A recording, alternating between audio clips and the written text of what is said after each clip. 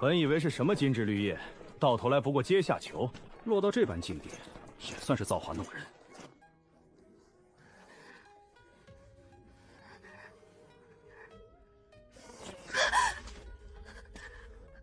姐姐，这段时日滋味如何？青霜，快去禀报父皇！我从未毒害九皇帝，我是被冤枉的。冤枉！我的好姐姐，你的确是冤枉的。毒害九皇兄的计策是母后一手安排。我敬奉10余年的继后卫士，竟一心要置我于死地，为何？自然是要除去你这个障碍，还有你那太子兄长，也是我与母后设计，凭什么储位归于他？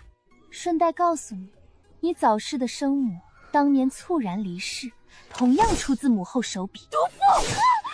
来人，有刺客！杀了他！若有来生，我回来了，回到15岁。今夜正是我设局困住这陆时征的夜晚。陆将军好大的胆子，竟敢私闯本宫寝殿！六公主颠倒黑白的手段依旧娴熟，冒犯公主乃是重罪，本宫杀你无可分议。公主贵胄，要取臣性命，易如反掌。无趣，你走吧。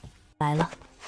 速速搜寻，有刺客潜入六公主寝殿。前世此刻，盛清霜便借着搜捕刺客带人闯入，想要撞破我与陆时征独处，设下圈套。陆将军还不离开，难道等着被人堵在此处？届时，本宫依旧可以说是你意图轻薄我。上一世是我亏重陷陆时征，今生两不相欠。姐姐，姐姐安危如何？姐姐，你这是何意？深夜惊扰本宫休息，你当真以为我不敢动你？宫中有刺客出没，妹妹忧心姐姐，才匆匆赶来。若是惹姐姐不快，我向姐姐赔罪。妹妹在搜寻什么？寝殿之内并无刺客，更没有你想要见到的场面。卫士，盛清霜，你们欠下的血债，我会一一讨回。六公主，陛下口谕，明日早朝后，请您前往勤政殿觐见，皇后娘娘亦会在场。皇后卫士，知道了。公主，今日面见陛下，穿这件玉字公主最为稳妥，换那件赤防云锦长裙，那红衣太过明艳张扬，面圣穿此衣，极易被视作失礼不敬。走吧。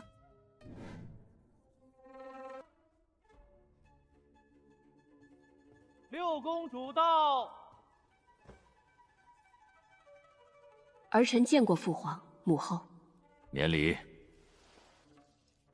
陛下，阿鸾许是昨夜受了惊吓，才失了分寸。阿鸾，昨夜之事，朕要听你一句实话。禁军汇报，你寝殿窗外留有男子足印，清霜也说亲眼见一道黑影翻窗离去，有人认出那是陆时征。未婚公主寝殿深夜出现重臣身影，一旦传扬，便是有损皇家清誉。陛下息怒，阿鸾年少，一时糊涂也是有的。若他与陆小将军真心相慕，倒不如……盛青鸾，你何事不安？父皇问儿臣昨夜之事，儿臣正想问母后。儿臣安睡之时，11妹未经通牌，便带人破门而入，大呼小叫，四处翻查。所谓刺客，儿臣从未所见。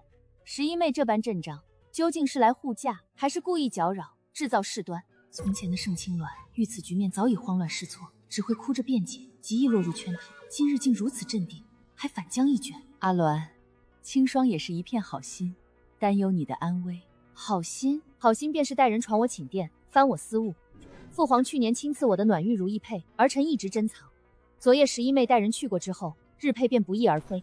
父皇所赐之物，代表天加恩宠。后宫之中，竟有人借故闯入公主寝殿，取走御赐饰物，传出去岂不有损宫规？陛下，青刷绝无可能行偷窃之事，定是阿玲记错了。记错？儿臣宫中下人无人擅动，偏偏11妹带人搜查后卷丢失，此事总要有个交代。母后统摄6宫，后宫出了疏漏，理应主持公道。一块御赐玉佩丢失，事小失了皇家体面，事大。儿臣也不愿追究是谁拿走，只请母自代为弥补。听闻母后寝宫中有一尊9环凤雪玉雕，儿臣素来喜爱。若母后肯以此相赐，再加黄金若干为儿臣压惊，此事便就此作罢。那凤血玉雕是先皇后旧物，我费尽心力才收归有即有，视作身份象征。那玉雕乃是旧物，不可轻易。旧物也罢，珍宝也罢，难道比重镇后宫规矩、维护父皇脸面还重要？够了，皇后，清霜昨夜行事确有不妥。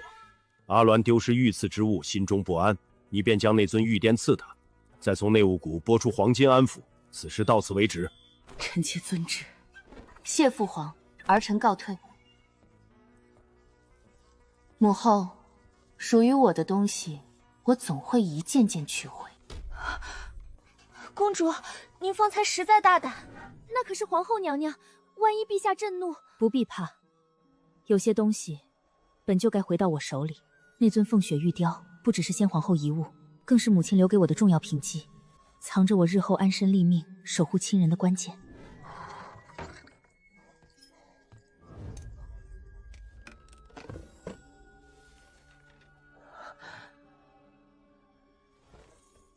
公主，太子正往勤政殿去了。去勤政殿做什么？前朝传来的消息，江南水患，暴民四起，陛下正派谁去赈灾发愁。太子殿下说要主动请缨。江南赈灾，前世就是这个差事。盛清衡主动请缨，带着赈灾银两南下，结果遭遇暴民袭击，被刀生生斩断了右手。大晋开国以来，从未有过身有残疾的储君。盛清衡彻底失去了争夺大宝的资格，随后被魏后一步步逼入死局。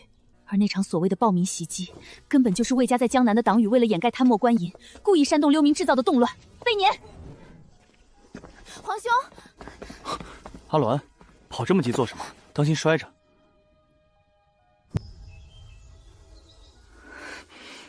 你要去哪儿？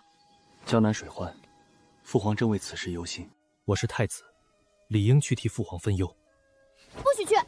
你昨天答应过我，今天要把那只威武将军带来陪我斗蛐蛐的，你休想赖账！阿鸾，别闹！江南数十万百姓流离失所，人命关天。斗蛐蛐的事，等皇兄回来再陪你。别人的死活关我什么事？我就要你今天陪我。你要是敢走，我就把你的东宫砸了。阿鸾，这次真的不行。江南局势危急，暴民已经冲击了州府，若不及时安抚，恐生大变。我不听！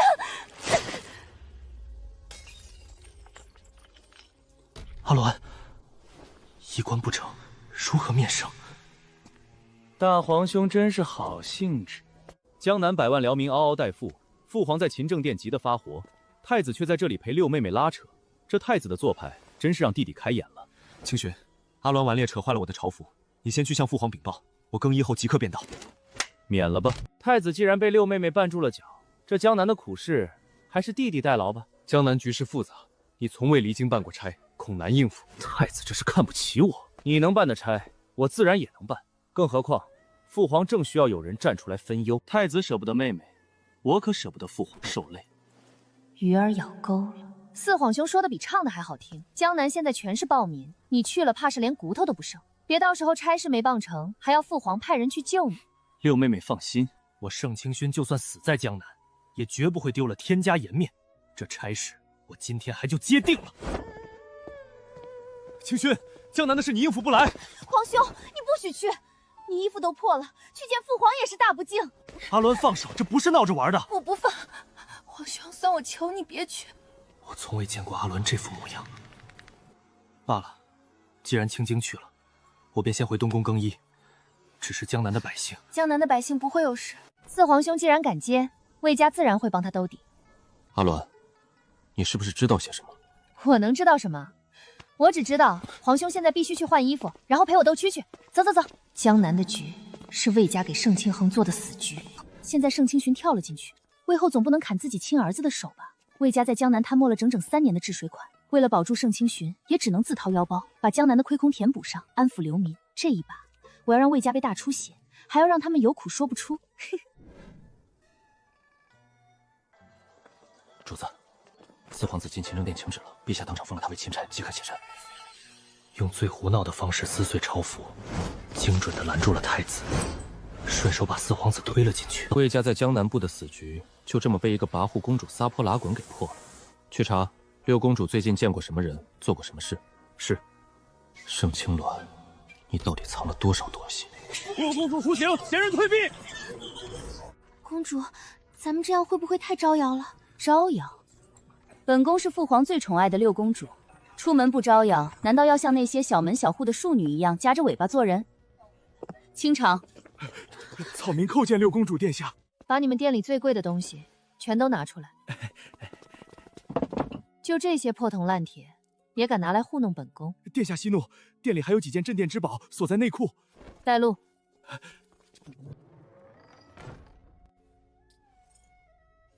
名册上记着，珍宝阁是13州暗庄的京城总召。我母亲留下的东西还在吗？回主子，先皇后留下的产业和情报网，属下等一直暗中打理。这些年魏家势大，属下等不敢轻举妄动，一直在等这把钥匙。这是京城所有官员的阴司账本，以及城外3000暗卫的虎符。魏家最近在江南的动向，查清楚。另外，盯紧四皇子盛清勋，他去江南赈灾，我要他有去无回。是。外面那些首饰包起来送到清旨宫，账单直接送去中宫，让皇后结账。是。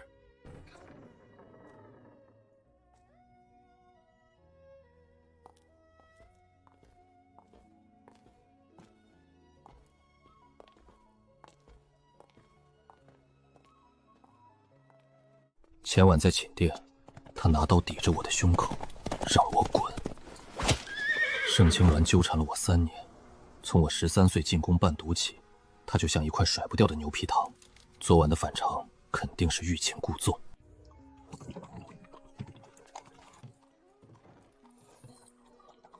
六公主，陆将军有何贵干？公主今日这般作态，又是演给谁看？公主不必再费尽心机在此处等臣。等你，陆时正，你是不是太把自己当回事了？本宫以前是瞎了眼，才觉得你这块木头有几分意趣。如今看来，你不过是个只懂舞刀弄枪的粗人，无趣的很。本宫现在瞧不上你了，滚远点儿，别挡本宫的道。回宫。他瞧不上我了。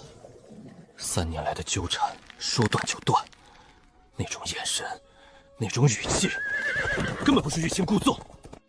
主子，六顾在珍宝阁待了半个时辰，出来时让钱多金把账单送去皇后宫中。钱多金是只铁公鸡，从来不赊账，他肯把账单送去中宫，这本身就不对劲。他昨晚撕了太子的朝服，今天去珍宝阁敲诈了皇后，刚才又当街折了陆师兄的面子。这位六公主像是变了个人，需要属下派人去查珍宝阁吗？不必，打草惊蛇就不好了。既然他想玩，我陪他玩玩。主子，回府吗？不急，不急。魏家在京城外围养了一批地痞流氓，专门处理见不得光的事情。赵累子，前世我废去公主封号，押往城外军营，负责看管你的正是赵累子。停车！公主，你随马车回宫，若有不人问起，就说本宫在休息，不见任何人。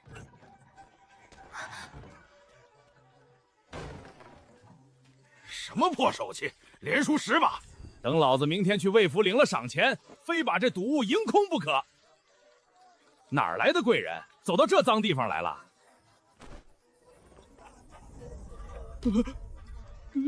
六公主殿下！赵赖子，草民在，殿下有何吩咐？草民万死不辞。你最近替魏家办了不少事，城南那几处粮仓的火是你放的吧？殿下明鉴，草民冤枉啊！冤枉？魏家给了你500两封口费，你昨晚在长乐坊输了300两，剩下的200两就在你怀里。看来今天是走不出这条巷子了。贱人，既然你知道了，那就给老子去死！下辈子别再遇见我。裴大人不在中书省批阅奏折，跑来这长乐坊的后巷看杀猪。臣若是不来，还真看不六公主这般利索的身手，一刀封喉，这可不像是一个在深宫里养尊处优的公主能做出来的事。裴大人管得真快，本宫杀个冒犯天颜的泼皮，难道还要向中书省递交公文？自然不用公文，只是臣很好奇，昨日撕裂太子朝服，今早敲诈皇后，蜀武当街羞辱陆将军，现在又在这里手刃魏家走狗。六公主，你到底想干什么？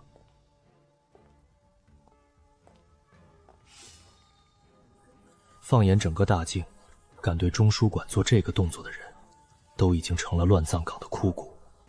裴大人，知道的太多，可是要被本宫灭口的。公主想怎么灭臣的口？用你袖子里的刀，还是用别的方法？那要看裴大人挡不挡本宫的路了。臣从不挡聪明人的路，只是这赵辣子是魏家的人，他死在这里，魏家很快就会查到长乐坊。公主打算怎么收尾？那是本宫的事，不劳裴大人费心。江南的折子今晚就会送到臣的案台。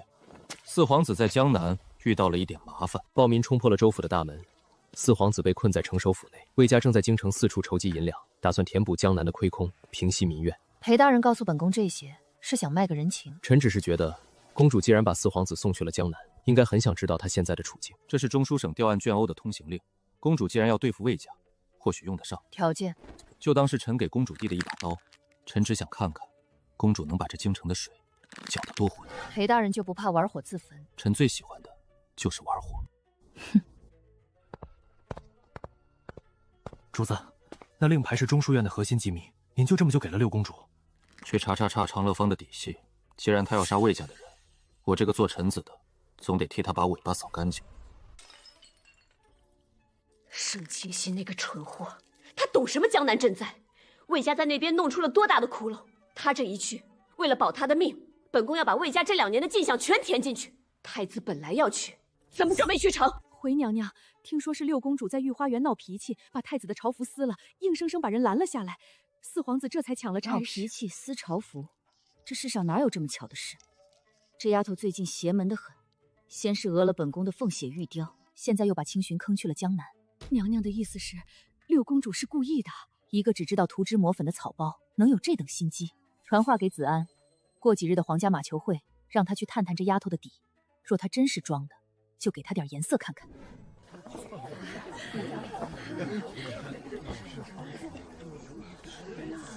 阿鸾，你今日穿的这般利落，莫不是要下场？你马术不精，当心摔着。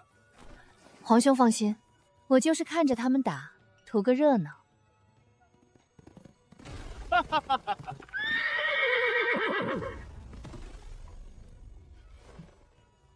大皇子、六公主得罪了。魏子安，魏家嫡次孙，魏皇后的亲侄子，京城里出了名的纨绔恶霸。魏子安，马球场内禁止纵马狂喷，你懂不懂规矩？太子教训的是，臣这不是看太子没去成江南，怕您在这儿躲清闲闷得慌，特意来给您解解闷吗？六公主今日这身打扮，倒是比平时那身红裙顺眼多了。听说公主前几日当街把陆将军骂了狗血淋头，威风得很。不如今日下场，让臣见识见识公主的马上收服。若是公主输了，不如就把这身紫衣也脱了，换身素的，免得张眼。若是赢了，臣给公主牵马坠镫。放肆！皇兄，魏公子想看本宫的马上功夫，好啊，本宫成全你。阿鸾，下河备马。这根球杆，我昨晚用锯子在中间偏下的位置锯断了一半，断口用明胶粘结，外面重新涂了漆。公主殿下，刀剑无眼，一会儿臣要是冲撞了你，您可别哭鼻子。废话真多。我今日接了姑母的命令，要在马球场上试探盛清鸾，最好能制造点意外，让这个嚣张的公主摔断腿，在床上躺个半年。主子，魏子安是冲着六公主去的。那我干的姿势，根本不是为了击球，而是为了发力。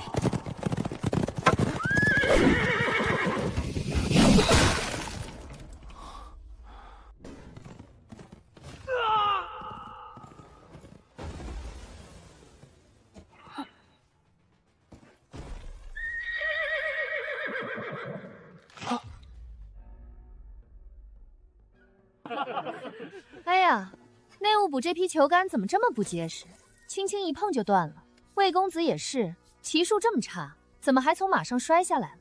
来人，魏公子坠马受了重伤，还不快把人抬下去找太医？那不是意外，阿鸾是故意砸断球杆，故意捅进去，甚至那马蹄的踩踏，都是他刻意引导的。那个曾经跟在我身后，连看到我手指擦布头都会掉眼泪的娇气公主，刚才连眼睛都没眨一下。好狠的手段！主子，六公主这般明目张胆的废了魏家嫡孙，魏皇后绝不会善罢甘休。她既然敢动手，就没打算善良。去查查内务府负责采办马球杆的是谁，在魏家查到之前，把痕迹抹干净。是。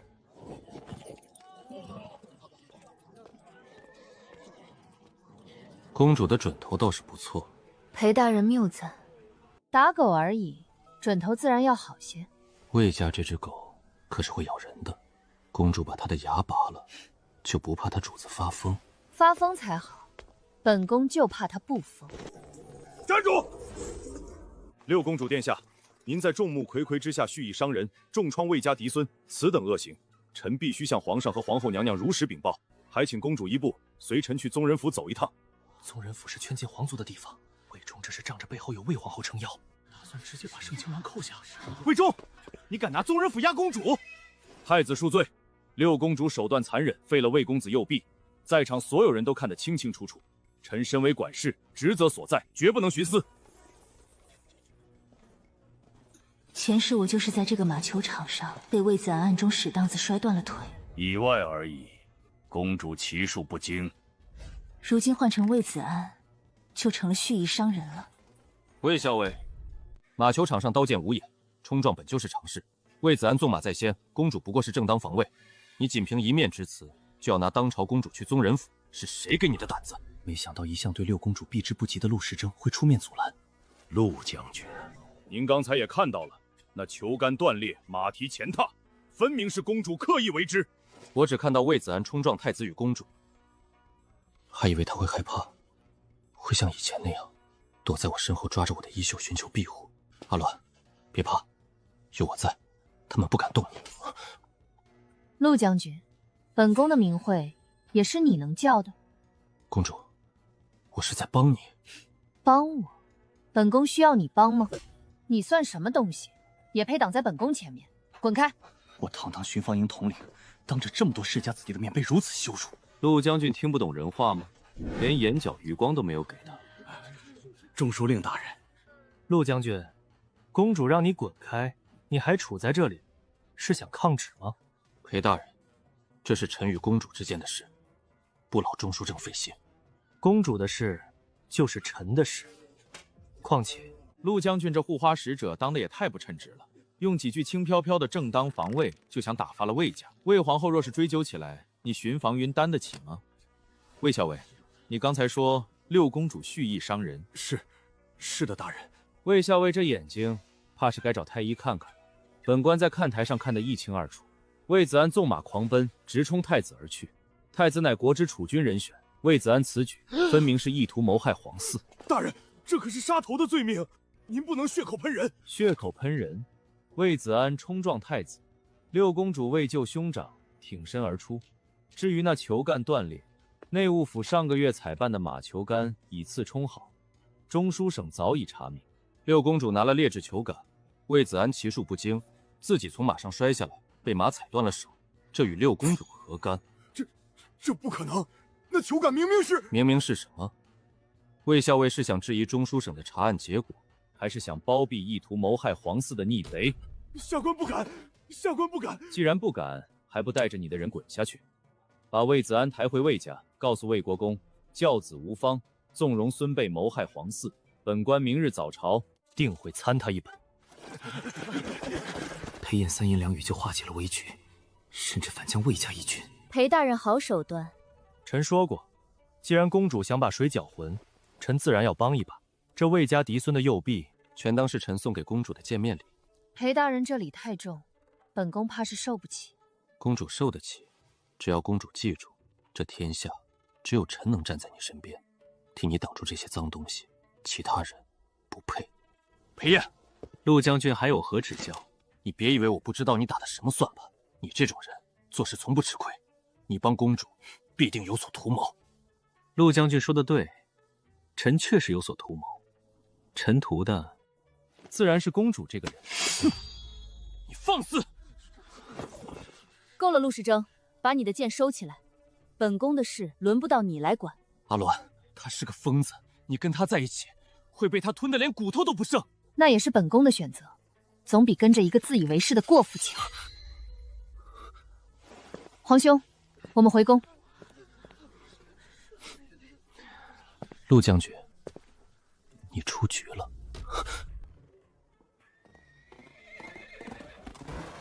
六公主殿下，皇上有旨，急召太子与中书令大人即刻入宫，前往勤政殿议事。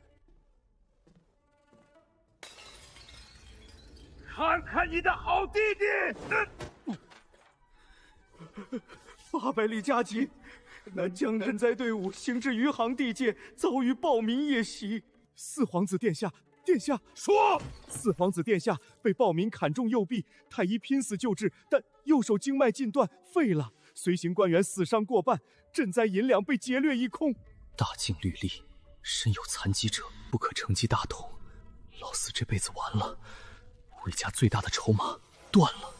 如果那天阿鸾没有在御花园闹事，如果那天去江南的是我……陛下息怒，暴民夜袭，训练有素，且直奔四皇子中军大帐而去。此事绝非寻常灾民起义。江南官场有人不想让朝廷查清贪墨账目，企图杀人灭口。裴青的意思是，臣恳请陛下下旨，命大理寺与御史台即刻南下彻查江南官场。至于四殿下，当务之急是派禁军接殿下回宫调养，以免再生意外。魏家在江南根基深厚，理应出面协同安抚流民。准奏，太子，你亲自去挑人。裴炎，你旨。儿臣领旨。废物！子安在马球场被人废了右手，你就眼睁睁看着。娘娘明鉴，六公主有中书令撑腰，裴大人当众定性魏公子意图谋害皇嗣，属下实在不敢轻举妄动啊。裴衍那个疯狗，属下若是强行拿人，他定会当场拔剑。裴衍，被叫，本宫要见皇上。盛清鸾那个小贱人，本宫今日非扒了他的皮不可。本宫要让他知道，这后宫到底是谁说了算。娘娘不好了！慌什么？天塌不下来。江南800里加急，四殿下在余杭遇刺，右手经脉被暴民挑断，太医说治不好了。说什么？四殿下手臂废了。我筹谋10几年，除掉先皇后，捧杀盛清鸾，打压盛清衡，我把所有的心血都倾注在盛清君身上，甚至动用魏家的底牌去填补江南的亏空。他本该是魏家的天子，只要盛清君登基，魏家便可权倾天下。可如今一切都毁了，魏子安废了，盛清君也废了，魏家这一代再无指望。娘娘！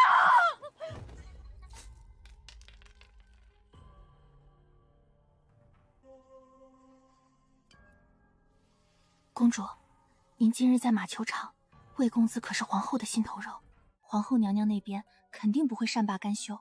我们要不要加派些护卫？他没空管我。皇兄怎么满头大汗？阿鸾，皇兄，老四在江南遇刺，右手废了。赵赖子死了，魏家在江南的暗桩无人接应，暴民起义是必然。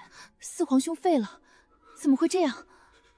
那天在御花园，你是故意的，对不对？你撕了我的朝服，逼着老四抢了江南的差事。你早就知道江南有危险，你在救我。皇兄在说什么胡话？我就是看不惯你穿那身衣服，随手撕了而已。四皇兄运气不好，怪得了谁？本宫可没那个闲心去管他的死活。阿鸾，以前是哥哥没用，护不住你。从今往后，哥哥绝不让任何人动你一根头发，哪怕拼了这条命，我也要保你一世安稳。好。青雉宫外有禁卫，暗处还有我刚接手的先皇后暗卫，来人能悄无声息地避开所有人，绝非等闲。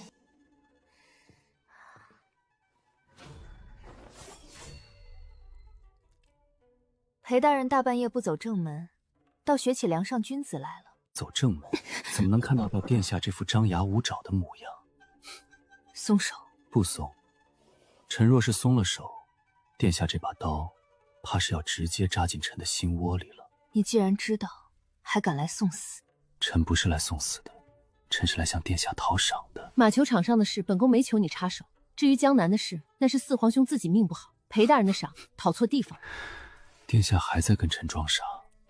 御花园撕毁太子朝服，逼四皇子南下，暗箱反杀赵赖子，切断魏家在江南的眼线，这一环扣一环的死局，殿下走得真是漂亮。没想到他能把我的每一步算计都看得如此透彻。裴大人若是想去父皇面前告发本宫，现在就可以去，只怕父皇不会信你。毕竟江南是四皇兄自己请旨去的。告发，臣怎么舍得？殿下这步棋下的真妙，臣对殿下真是越来越放不下了。裴炎，你疯了！臣早就疯了，从殿下在暗巷里嘎人那一刻起，臣就疯了。殿下既然招惹了臣，这辈子就别想看别人一眼。陆时征不行，其他人更不行。裴大人想做本宫的狗，做狗多没意思。臣想做殿下的刀，殿下指哪儿，臣就杀哪儿，只要殿下给的骨头够甜。你要什么？要你。本宫的名声早就烂透了，裴大人不怕脏了中书室的门楣？臣就喜欢烂透的，因为只有烂透了，才配得上臣这身脏血。好啊，本宫就收下你这把刀。但裴炎，你记住，本宫能用你，也能毁了你。若是有一天你背叛本宫，本宫会亲手把这把刀插进你的心脏。臣拭目以待。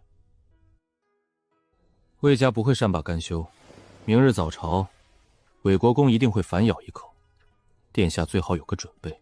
本宫等着他们。对了，陆时征今晚去了宗人府的暗牢。宗人府暗牢，那里关押的都是犯了谋逆大罪的皇室宗亲。陆时恒去那里做什么？他去见了谁？一个殿下绝对想不到的人。陆时恒，前世他戍边至死未归，这其中到底藏着什么秘密？他大半夜去宗人府暗牢，又是为了什么？臣魏沧海有本启奏。臣参六公主盛清鸾于昨日皇家马球场蓄意伤人，奏。废臣之嫡孙魏子安右臂，马球场数百人亲眼所见，铁证如山。恳请陛下将六公主移交宗人府，一律严惩。臣复议，六公主骄纵妄为，不惩不足以正国法。马球场的事我都听了几个版本了。太子，你在场，你说。回父皇，昨日马球赛开场，魏子安纵马急冲看台，马蹄扬尘直扑儿臣面门，此举在先。六妹策马拦截，争斗中球杆断裂，魏子安坠马受伤，冲撞皇家处嗣，按大禁律当斩。魏子安只断了一条手臂。魏国公不来谢恩，反来告状。太子殿下，那球断裂后贯穿犬孙肩胛，马蹄精准踩断右臂，天底下哪有这么巧的意外？殿下是储君，若不想就事论事，老臣也不好勉强。陛下，老臣恳请大理寺彻查，事实如何，一审便知。臣昨夜查了内务府金秋的马球杆采办记录，供应商城南刘记木坊以腐木猫冲红柏压成本，经手的中间商是魏家名下的通元号。裴大人，采办马球杆是内务府的差事，中间商经手货物成千上万，岂能把球杆断裂的责任推到魏家头上？国公爷言之有理，所以臣建议大理寺彻查球杆用料，若当真是以次充好，那就要查是谁提前知道六公主会在马球场使用哪一根球杆，是天意还是人为？球杆这条线一旦深查，拔出萝卜带出泥，炸的只会是我魏家自己。陛下，此事牵涉皇族安危，理应慎。不必了。阿鸾，你来做什么？父皇，儿臣听说魏国公来告儿臣的状，儿臣来认罪。阿鸾，认什么罪？魏子安的手是儿臣废的，不是意外，不是球杆问题，就是儿臣故意的。六公主亲口认罪，正中下怀。魏子安在马球场上当着数百人的面对儿臣说，若是公主输了，便把这身紫衣脱去。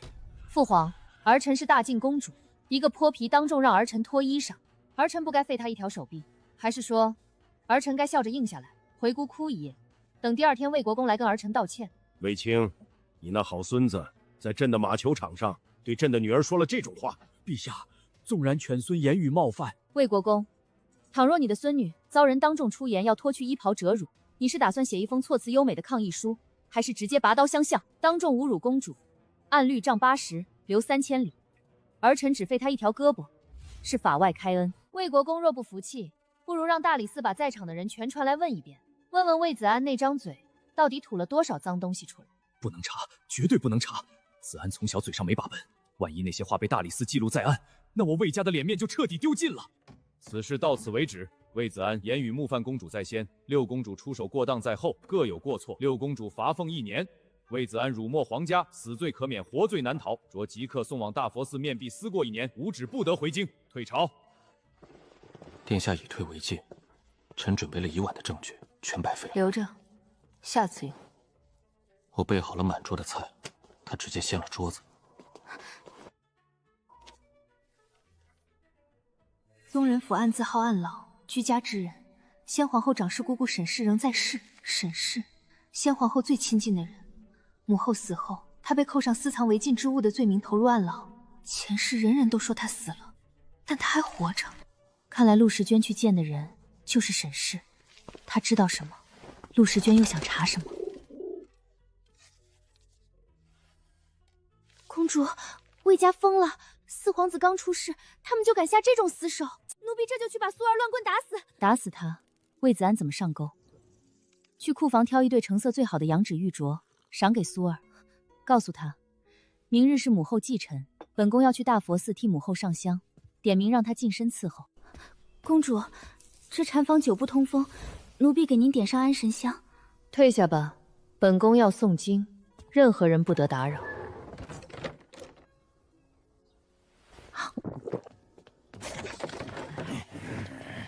贱人，在马球场上不是很嚣张吗？今天落到本少爷手里，我看谁能救你！把他拿下，今日定要好好折辱于他，之后便交由你们处置。留活口，我要让他一辈子匍匐在我的脚下，受尽屈辱。魏公子右臂废了，胆子倒是长了不少。你没中迷香，没中又怎样？你一个弱女子，今天插翅难逃，给我上！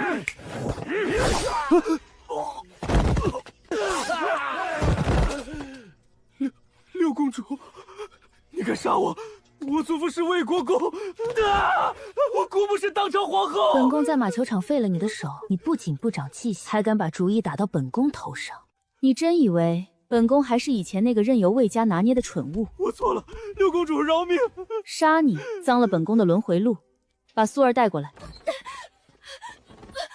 公主饶命，奴婢是被逼的。本宫给过你机会，将香炉内的香拿来，好好教训一番。把人锁在此屋，把门锁死。殿下这招请君入院，玩得真妙。臣可是专程来给殿下报信的。魏忠带着200禁卫到了半山腰，打着保护公主的旗号，实则是来捉奸的。魏家把戏做全了，想让我给废了的四皇子冲洗。可惜他们算漏了殿下，要臣帮忙把魏忠打发了吗？打发？他大张旗鼓的来，本宫怎么能让他空手而归？魏家嫡孙在佛门清净地公然白日宣淫，这等大戏自然要让魏忠带着禁卫好好欣赏。臣就喜欢殿下这副杀伐古绝的模样。不过殿下这出戏恐怕多了一个观众。阿鸾，裴燕，你敢碰他试试？陆将军这护花使者总是来得这么迟。闭嘴！阿鸾，你没事吧？我收到消息说魏子安要害你。陆将军消息灵通，不过本宫的事与你无关，出去，别碍眼。阿鸾，快保护六公主！魏校尉来得正好。魏校尉，怎么不动了？刚才不是急着要保护本宫吗？里面动静这么大，万一真有刺客，本宫若是少了一根汗毛，你这颗脑袋够赔吗？回公主，臣仔细分辨，里面或许只是山间野猫惊扰了圣驾，此地不宜久留，臣这就护送公主回宫。野猫？魏校尉这耳朵怕是得去太医院扎2针了。本官听着那叫声倒像是魏家那位小公子的，怎么魏家改了家风，喜欢在佛祖跟前演这种野鸳鸯戏水？裴大人慎言，此处是大佛寺，魏家清明不容污蔑。清明？既然觉得是污蔑，那就开门。若是里面真有刺客，本宫重重有赏；若是魏子安在作乱，本宫就治你一个纵容之罪，送你去宗人府陪他。公主，这……开门！陆将军，这是魏家私事。滚开！陆师长，你敢公然袭击禁军！啊！魏子安，陆将军，杀了他，岂不便宜了他？魏校尉，这就是你说的野猫？魏家嫡孙在大佛寺清净之地，公然辱没本宫身边的宫女，这出戏，魏校尉可还满意？苏儿是本宫的人，魏子安此举是在打本宫的脸，还是挑衅皇室威严？传本宫旨意，家孙大不敬，行事悖乱，押入囚车，游街示众后即刻押往宗人府，让京城百姓都看一看魏家子弟的所作所为。公主不可，这会要了小公子的命啊！他的命是命，本宫的名声就不是命。他买通宫女点燃西域迷香时，可曾想过给本宫留条活路？这是魏家想设局害公主，结果搬起石头砸了自己的脚。莫向领旨。殿下这招顺水推舟，让陈探为官职。魏国公那个老狐狸，怕是要发疯了。他发疯总比本宫发疯好。裴大人，剩下的戏还得麻烦你帮本宫唱完。想要什么样的场次？我要明日天亮前，京城每一个茶馆的茶客都能绘声绘色讲出魏公子在大佛寺的壮举，尤其是他那根废了的手臂是怎么在迷香的作用后发威的。臣遵旨。阿鸾，我送你回宫。不劳陆将军费心，你该去看看魏校尉，别让他死在大佛寺，否则魏皇后又要找本宫哭伤了。陆将军，有些东西丢了就是丢了，你守在这里，除了能闻到这屋子里的臭味，什么也等不到。裴炎，你到底想做什么？我想做的，殿下已经给我了，而你，连给他递刀的资格都没有。魏公子遇害六公主，反中迷香自毁。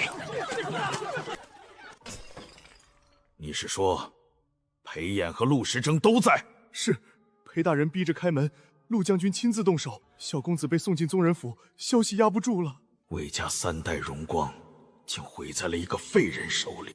老臣教孙无方，致使他冲撞六公主，老臣万死难辞其咎。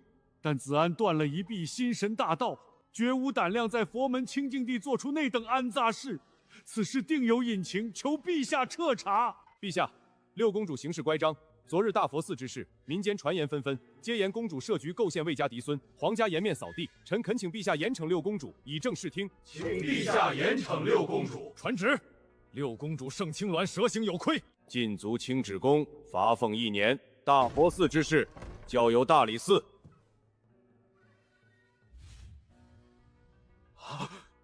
后宫女子不得干政，六公主竟敢无照强闯崇政殿。父皇要严惩谁？放肆！你眼里还有没有朕这个父皇？来人，把他给朕拿下！六公主你……本宫怎么了？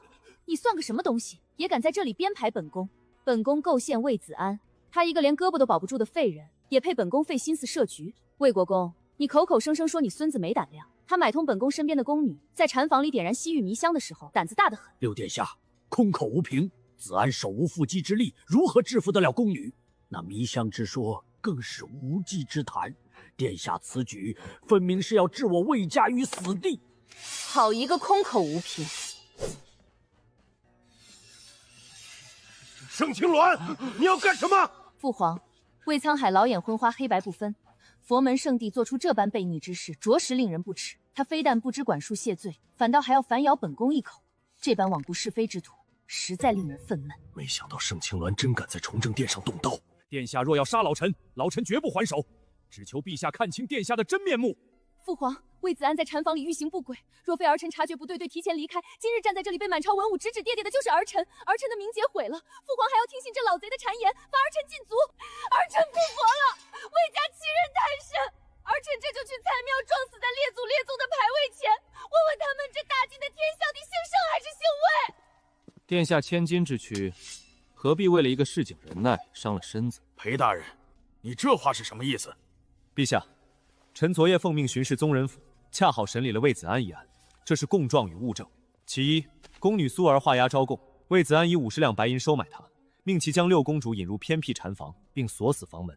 其二，大佛寺禅房内提取的香灰残渣，经太医院验看，确是西域迷香醉春风，此香药性极烈，重者神志全无。其三，这是珍宝阁掌柜提供的账单。3日前，魏子安的心腹小厮在珍宝阁黑市以高价购得此香。魏国公，人证物证俱在，魏子安买通宫女私用禁药，图谋不轨，这叫空口无凭。混账东西！魏沧海，这就是你教出来的好孙子，在佛门圣地使出如此阴毒手段，还敢倒打一耙构陷公主，你当朕是瞎子吗？陛下息怒，老臣确实不知情啊，定是那孽障一时糊涂，受了旁人蛊惑。糊涂？他带着4个带刀瓦手去禅房，也是糊涂。他分明是蓄意构陷，想要毁掉本宫。传旨，魏子安品行败坏，大逆不道，即日起速夺其所有功名，杖责80，流放岭南，终生不得回京。左都御史陈元不明是非，妄言弹劾，罚俸半年，闭门思过。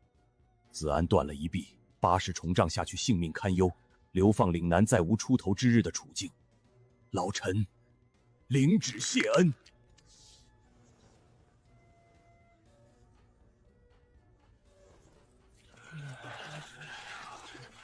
阿鸾，你今日太冲动了。父皇虽然没罚你，但心里定然有了界定。你的名声更是……皇兄，我若是一味退让，旁人便会以为我依旧是任人拿捏的弱者，名声又算得了什么？只要能保住你，能扳倒仇人，我不惧落得一身骂名。有皇兄在，定不让你一人承担。去，把负责熏香的云儿叫来。奴婢云儿参见公主。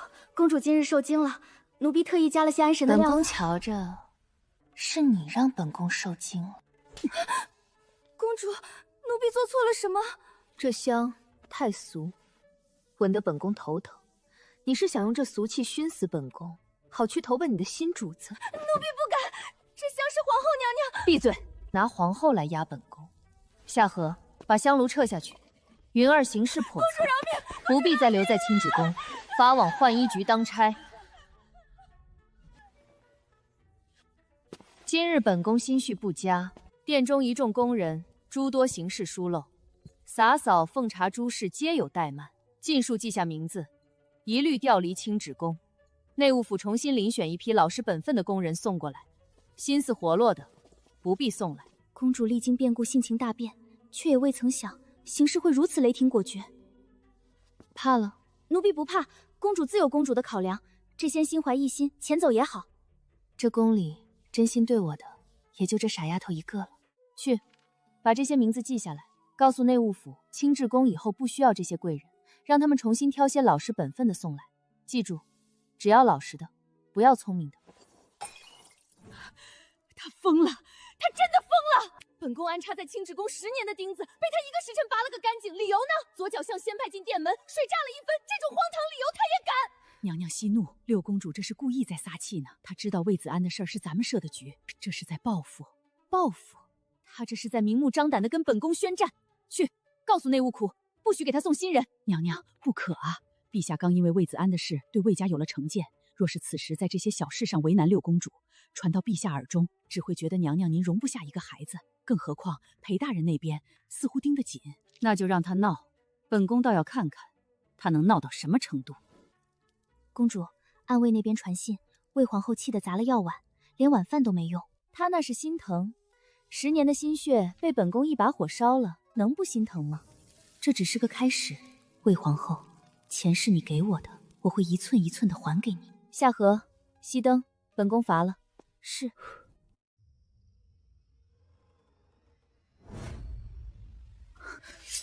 谁？陆时征？不对，气息不对。陆时征的武功走的是刚猛路子，呼吸沉稳。地上这人的呼吸清洁却凌乱。裴衍，殿下，臣来向殿下讨债了。裴衍竟在深夜满身是血的闯进了我的寝宫。走，刺客往清治宫方向去了。魏忠的声音，这是魏家反击的后手，还是裴衍故意给我下的套？裴大人，既然你敢把命赌在本宫手里，那这盘局本宫就陪你玩到底。夏荷，进来，进来，把地上的血迹擦了，快！六公主，末将魏忠奉命搜捕刺客，惊扰之处还请见谅。夏荷，把外间的灯点上，多点几盏。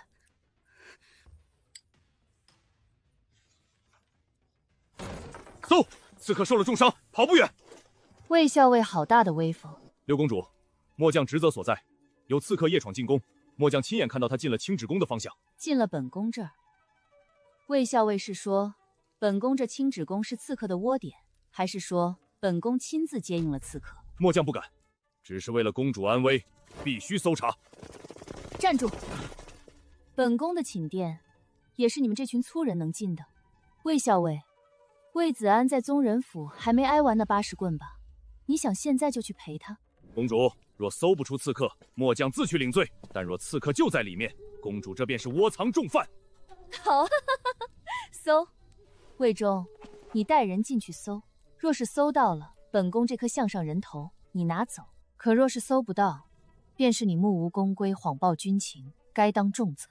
既然你的眼睛看见刺客逃入此处，却一无所获，那便是看走了眼。看错的凭据，便要拿你的官职来抵。怎么，魏校尉不敢了？撤！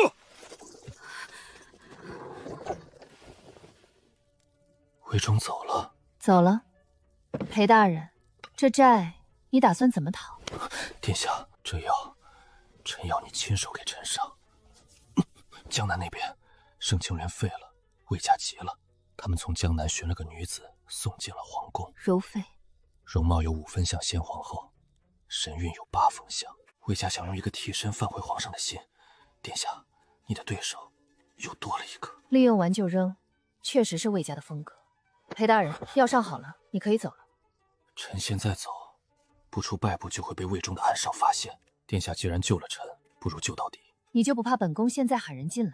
你不会，因为我们是一类人，为了心中所求，不惜以身涉险，行万般非常之事。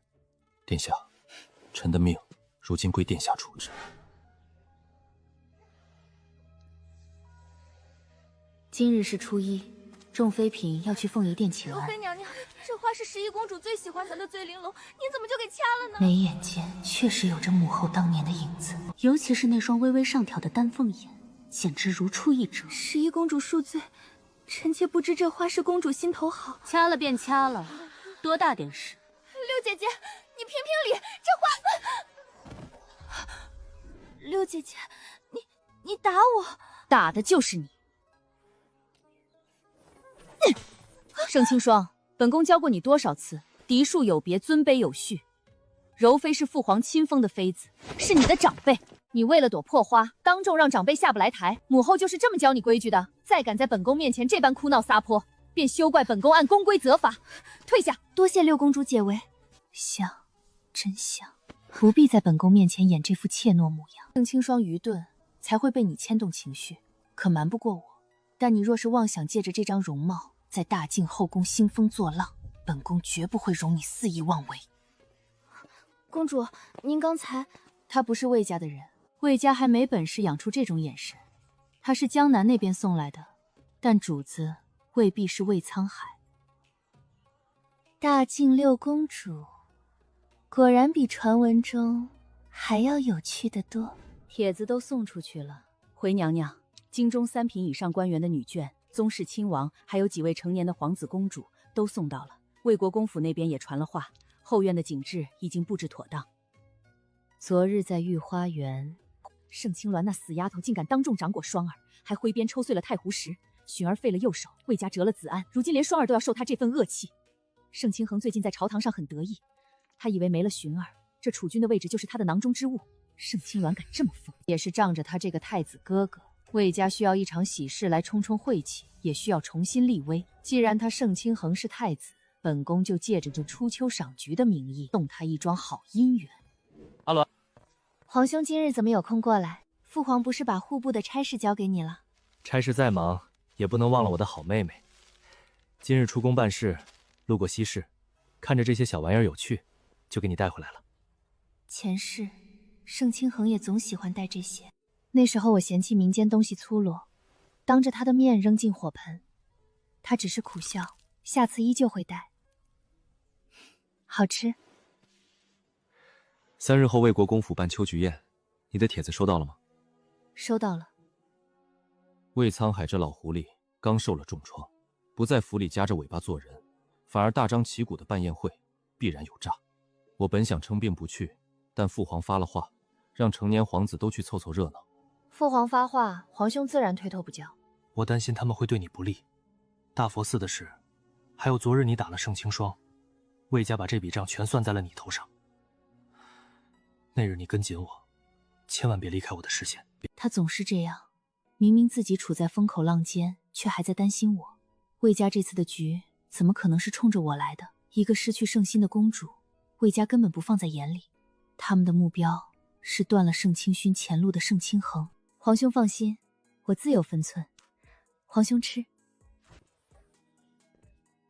夏荷，守在门外。是。草民钱多金见过六殿下。起来说话。魏国公府那边查得如何？殿下料事如神，魏家借着办秋菊宴的名义，这几日往后院运了不少东西。草民买通了魏府的裁配管事，拿到了后院的布置图。魏家将宴席设在留声亭，男客和女客以一片金桂林隔开。但草民发现桂林深处的暖阁昨日突然换了锁，还调了4个护营日夜看守。暖阁？不仅如此，魏家大夫人昨日还秘密接见了一个游医，买了一副药。草民查了底细，此人专研旁门要地。魏家的手段来来回回就这么几招，在大佛寺用迷香没成，现在又想故技重施，他们想算计皇兄。殿下，需要草民安排人手在宴会那日混进去吗？不用，这是魏家的地盘，你的人进去容易暴露，本宫自己处理。是。公主，柔妃娘娘派人送来的，说是江南新贡的胭脂，特意挑了颜色最正的一盒。打开。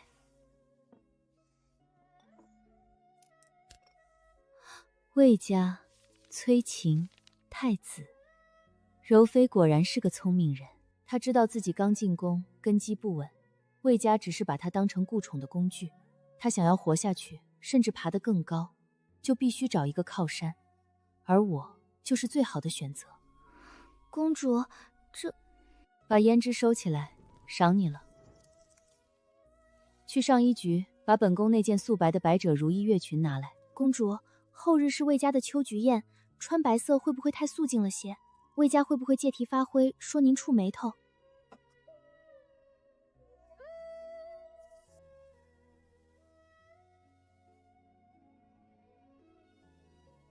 本宫就是去奔丧的，穿得太艳，不合规矩。阿鸾，你这身打扮，皇兄觉得不好看？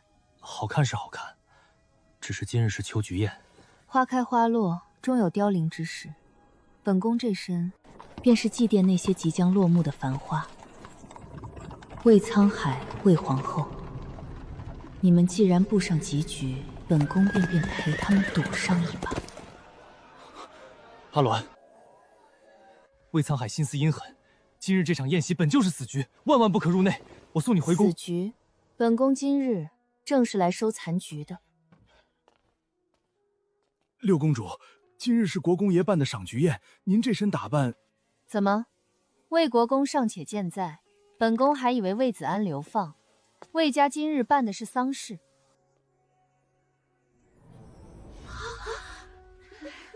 六公主大驾光临，快请上座。六姐姐，前几日是妹妹不懂规矩，惹姐姐生气，今日借外祖父的酒，给姐姐赔罪。11公主真是宽宏大量。是啊，受了委屈还愿意主动示好。赔罪？依照本宫的规矩，赔罪当行跪拜之礼。六姐姐，不愿跪，便退下。公主，双儿身上还有伤。魏夫人，这是皇家家事，轮得到你插嘴？妹妹知错，请姐姐满饮此杯。酒倒是佳酿，可惜你不配进本宫。太子殿下恕罪，奴才罪该万死。殿下，后院备有客房和干净衣服，奴才带您去更衣。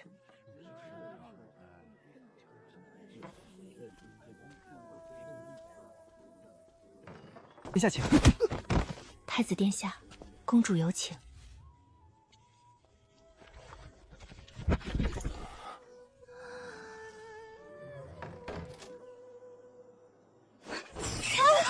本宫的盘龙玉不见了，公主可是落在别处了。那玉佩是父皇昨日刚赏的，本宫一直带在身上。刚才本宫去过后院桂树林，玉佩定是掉在那儿。桂林深处的暖阁，此刻正是计谋发动之时，万万不可被人闯入。夏荷，带人去搜。公主，后院乃是男宾更衣休息之府，女眷不便擅闯。你算什么东西，敢拦本宫？谁敢拦，本宫就杀谁。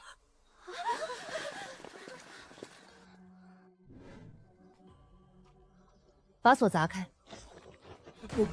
六公主，你这是要拆了老夫的国公府吗？魏国公，本宫的爬龙玉丢了，这暖阁锁着门，本宫怀疑有人隐匿御赐之物。一派胡言！这暖阁里放着魏家祖传的字画，岂容你随意搜查？字画，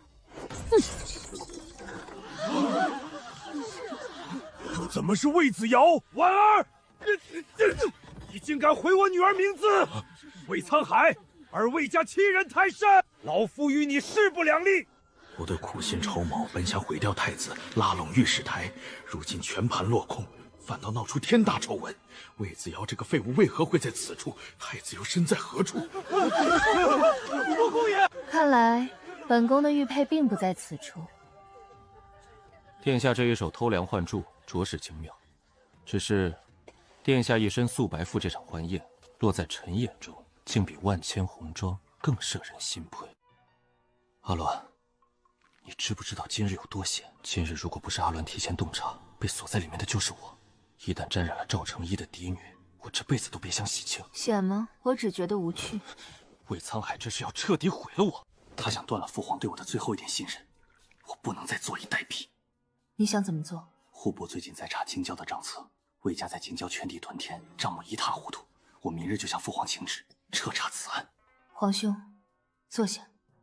魏家在朝堂盘根错节数十年，凭一本账个扳不倒魏沧海。父皇难道不知道魏家贪腐？他只是需要魏家来制衡其他世家。秋菊宴这一出，赵成一已经和魏家成了死仇。御史台那帮文官最重民检，明日早朝弹劾魏家的折子能把崇政殿淹了。我们什么都不用做，只需要看戏。魏家现在满身是泥，谁靠近谁倒霉。裴燕，中书令，他今日在宴席上并未出面，你为何提他？他在宴席后拦了我。裴燕这把刀够锋利，能杀人，但他是个疯子。我们可以借他的事，但绝不能信他。以前那个只知道要胭脂水粉，动辄发脾气的六公主不见了。阿鸾，你长大了。以前是我没看清楚身边是人是鬼，现在看清了，自然不会手软。现在的他能把朝堂中局势看得清清楚楚。殿下，御膳房送来的桂花栗子糕，还有一叠核桃，放这儿吧。前世无论政务多忙，盛清衡总会抽出时间陪我。皇兄，户部的差事你继续做，不求有功，但求无过。魏家的事情交给我。我是你哥哥，理应我护着你。这朝堂的脏水我来趟，你只管干干干净净的做你的太子。皇兄只要稳坐东宫，就是对我最好的保护。好。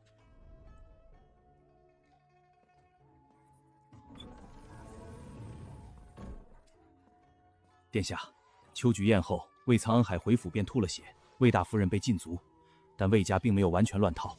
魏沧海连夜派出了3波信手出京。去哪儿了？北边。魏家在朝堂上受挫，失去了御史台的支持，盛清玄又成了废人。魏沧海急需新的外援来稳固地位。镇北侯有意与魏家联姻。镇北侯手握大进北境30万大军，一直保持中立。如果魏沧海真的把镇北侯拉上船，盛清衡这个太子就真的是个空壳了。联姻的对象是谁？镇北侯的嫡长女楚红秀。魏家打算出魏子言的亲弟弟魏子明。魏家倒是打得一手好算盘。楚红秀是将门虎女，为人光明磊落，将这样的人推入魏家那个火坑，魏沧海也配。钱多金，查清楚镇北侯这次进京的路线。魏家想联姻，父皇生性多疑，最忌讳皇子结交边将。皇兄不能直接求娶，但若是镇北侯自己选了太子，那便不一样了。大人，魏沧海派去北境的信使已经被我们的人截杀了，尸体处理干净。是。六公主那边似乎也在查镇北侯的事。他当然会查，把镇北侯进京的路线漏给钱多金的人。大人，镇北侯手握重兵，若是六公主去招惹楚红秀，恐怕会引火烧身。他若是连这点火都控不住，就不配做本官的刀。去吧，大靖的这盘棋越来越有意思了。是。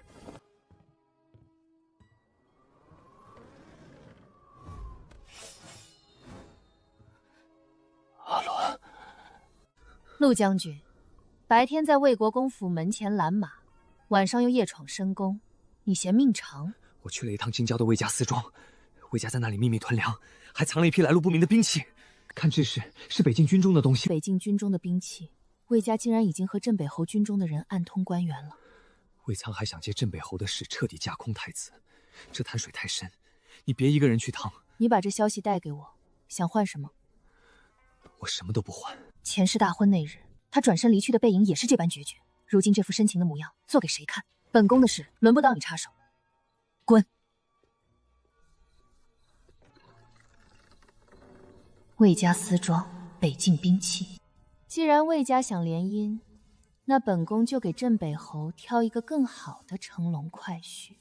魏沧海，你纵容庶孙在国公府内设下迷香，毁我嫡女清白，老臣今日就算拼了这条老命，也要在圣上面前讨个公道。邱菊燕的丑闻一夜传遍京城，御史台弹劾魏家治家不严，秽乱门庭的奏书如雪片一般送入御书房。皇上明鉴，老臣冤枉啊！乃是府中婢女生出歹念，误令赵大人之女误入那间屋舍，沾染异香，才酿成此等祸事。那名婢女，老臣已然按家法处置。赵大人，此事确实魏家对不住你，但事已至此，婉儿侄女的名节要紧，老臣愿做主，让子瑶以正妻之礼迎娶婉儿，十里红妆，绝不委屈了她。魏家虽折了名声，底蕴仍在。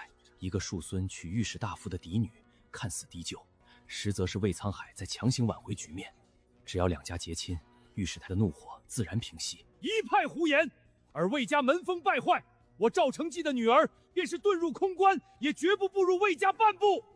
赵大人，你不要敬酒不吃吃罚酒。婉儿如今这般，除了魏家，谁还敢娶？老夫宁可他死，也不受你魏家这等奇耻大辱！皇上，老臣无能，护不住妻女，今日唯有以死明日。拦住他，换太医。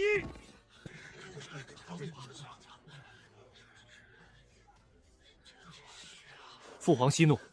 太子有何话讲？父皇，赵大人乃朝廷重臣，今日于大殿之上以死相见，足见心中悲愤难平。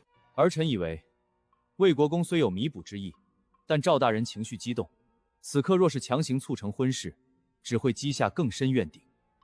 太子殿下，若不赐婚，赵家姑娘的名节……魏国公不必拿名节说事。秋菊宴之上，那暖阁为何紧锁房门？屋内异香从何而来？重重疑点尚未堪明。儿臣恳请父皇将此事交由大理寺彻查，待水落石出，再议婚嫁之事。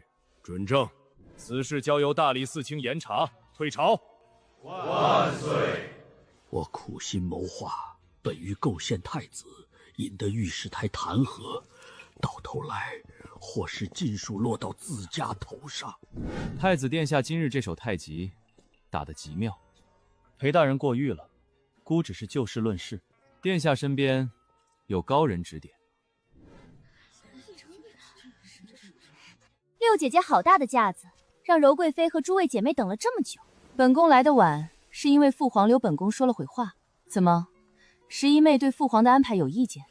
六公主能来是臣妾的福气，这茶刚煮好，公主尝尝。皇后娘娘正为3日后的接风宴操心，说是要请旨给魏家二公子赐一门北境的好亲事。茶不错，柔妃有心了。公主喜欢就好。殿下，楚红秀到哪儿了？回殿下，镇北侯的队伍昨日已过10里亭，楚大小姐嫌队伍走得慢，带着几10个亲友委托离大队快马加鞭，预计明日午时便可抵达京城南门。魏家那边有动静吗？有，魏国公安排了魏子明明日在南门谒候楚大小姐，说是尽地主之谊，实则是想在大庭广众之下造势，坐实两家联姻的传闻。造势？魏子明，魏家2房的嫡长子，平日里装作温文人雅，实则流连风月，品行不堪。将楚后修这般江门女子推入魏家，实在是暴殄天物。钱多金，去准备一壶最烈的塞外烧妈子，明日午时，本宫要出宫。殿下要亲自去会会那位楚大小姐。魏家想唱戏，本宫总得去搭个台子，顺便教教魏子明什么叫规矩。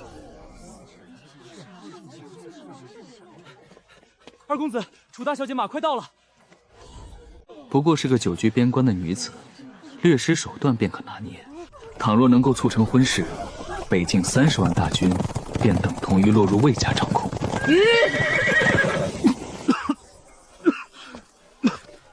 在下魏国公府魏子明，奉祖父之命，特来迎接楚大小姐入京。魏国公府，我爹还没到，魏国公命你来迎我做什么？楚大小姐一路舟车劳顿，祖父特意在府中备了接风宴，还请大小姐移步魏府，让在下尽一尽地主之谊。我的旧旗，岂是你可以随意触碰的？楚大小姐，在下好心相迎，你这是何意？进城。让开！让开！楚大小姐，好身手。京城里的贵女见得多了，全都是些娇滴滴的瓷娃娃，但眼前这个女人身上却带着一股毫不掩饰的杀气。你是谁？接住！魏家这些人满身浮华士气，哪里配得上迎接北境归来的将士？这是塞外的烧八子，京城的酒太淡，怕楚大小姐喝不惯。好酒，痛快！你这脾气对我的胃口。你到底是谁？大正六公主盛青鸾。我在北境也听过这位六公主的传闻，都说她骄纵任性，不通事理。可今日相见，传闻与真人相去甚远。魏沧海打算借此人与你联姻，想要借你的身份撤钩北境兵权。楚大小姐，你手中的弯刀可甘愿受人摆布？六公主，你休要胡言乱语！受人摆布？我楚雄烧的刀只杀敌不护院。六公主，这酒我成情了，改日请你喝酒。驾！魏二公子，戏唱砸了，回去告诉魏沧海，这京城的天还轮不到他魏家一手遮天。回宫。大小姐，刚才那位六公主，传闻不可信，这位声名在外的六公主倒是个妙人。六公主，你这帖子下得巧，我在驿馆待的骨头都快生锈了。京城规矩多，楚大小姐怕是不习惯。这马场宽敞，随便跑。楚大小姐，六公主，你怎么又跟来了？祖父吩咐，楚大小姐初来乍到，让在下多陪陪。这皇家马场，在下也熟。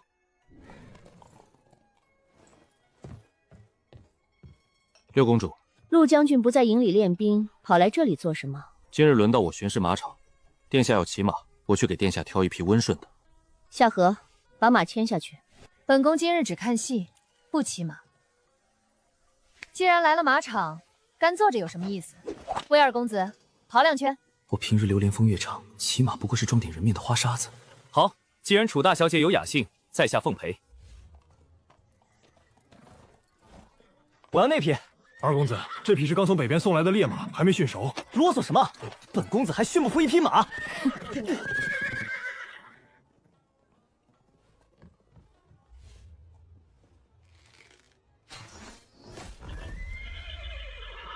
救命！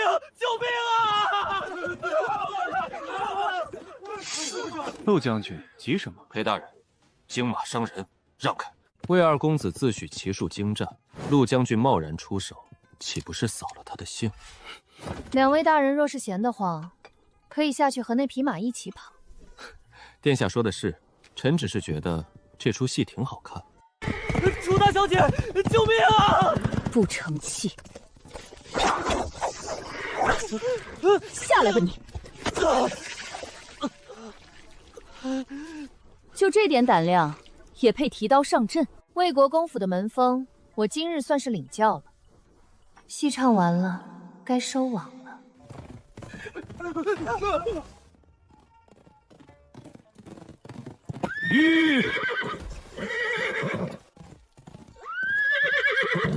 没想到，平日里温文雅的太子殿下，竟有如此强悍的臂力和骑术。哎呦，痛死我了！好臂力！京城里传闻太子殿下是个只懂读书的温吞性子，看来传言不可信。楚大小姐见笑，孤自幼修习君子六艺，御马只是基本功，比起北境将士在沙场上的真刀真枪，不值一提。这太子说话好听，却不嫌谄媚。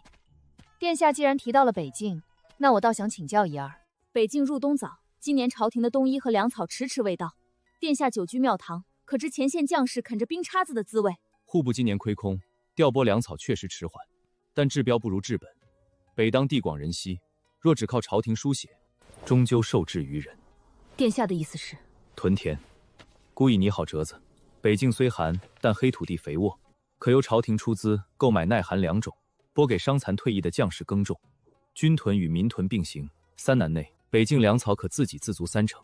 原以为太子只会打官腔，没想到他句句切中北境的痛点，甚至连解决之法都想好了。那冬衣呢？江南丝绸昂贵，不御寒，孤已命人去西域采美棉种，示众于关中。若成，棉衣可御极寒。至于兵器损耗，孤查阅过兵部卷宗，北境铁矿质地偏脆，孤打算调派工部大将前往北境，改良冶炼之法。没有华丽的辞藻，没有空洞的承诺，只有实打实的谋算。这个太子不仅懂内政，更懂军需。太子殿下，红袖受教了。楚大小姐客气，孤的东宫正好新得了一批北境送来的风干烈酒肉，不知大小姐可愿赏脸，去东宫品鉴一二？殿下相邀，敢不从绵？楚大小姐，皇兄的温雅对付楚红袖这种直性子刚刚好。魏家想借联姻吞并北境兵权的盘算，算是彻底落空了。殿下设的好局，魏家想联姻，殿下就断了他们的念想，还顺手把镇北侯这把刀递到了太子手里。这招釜底抽薪用得极妙。裴大人不在中书省批折子，跑到这马场来做端茶递水的活法，堂堂中书令，倒像个甩不掉的狗皮膏药。殿下这把刀太利，臣怕殿下伤了手，自然要时刻看着。赵成绩醒了，他醒来第一件事就是咬破手指写了一封血书，弹劾魏沧海结党营私，祸乱朝纲。就凭这几句不痛不痒的弹劾，扳不倒魏沧海。本宫要的是实政。实政在城外。殿下若有胆量，今夜子时，城西驿盟见，那里有魏家倒卖军粮的账本残卷。这种事，裴大人还是自己去最好。以前，盛清良满眼都是我，只要我出现，他的目光绝对不会在别人身上停留半刻。可现在，他看裴燕的眼神，裴燕这个疯子，凭什么搞他那么……陆将军，裴燕，陆将军好大的火气！殿下，臣有军务需向殿下单独禀报。陆将军是不是忘了规矩？军务该去兵部或者崇政殿，本宫这里只听取看戏。阿软，放肆！陆时珍，你叫本宫什么？他能靠近你，为什么我不能？陆将军，把手拿开！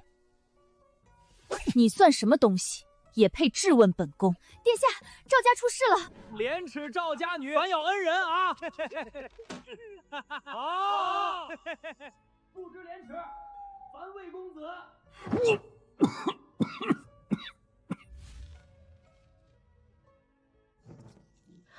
殿下，魏沧海这招比刀子还狠。赵婉儿现在什么状况？赵家小姐3日不吃不喝，把自己锁在绣楼里，谁的话都不听。让钱多金的人去赵府周围盯着，那些泼皮再敢开口，直接打断口舌。备车去赵府。现在宫门落锁了，踹开！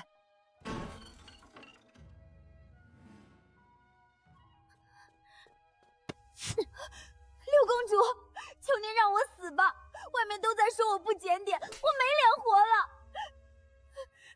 你若死了，你爹当庭撞柱的重伤，拼死换来的清白就彻底白费了。世人只会说你心虚畏罪，自尽谢罪，死人不会喊冤。你一死，魏家就彻底赢了。可所有人都这么说，我根本洗不清。不用你洗，本宫替你洗。先把粥喝了，从今天起给我好好活着。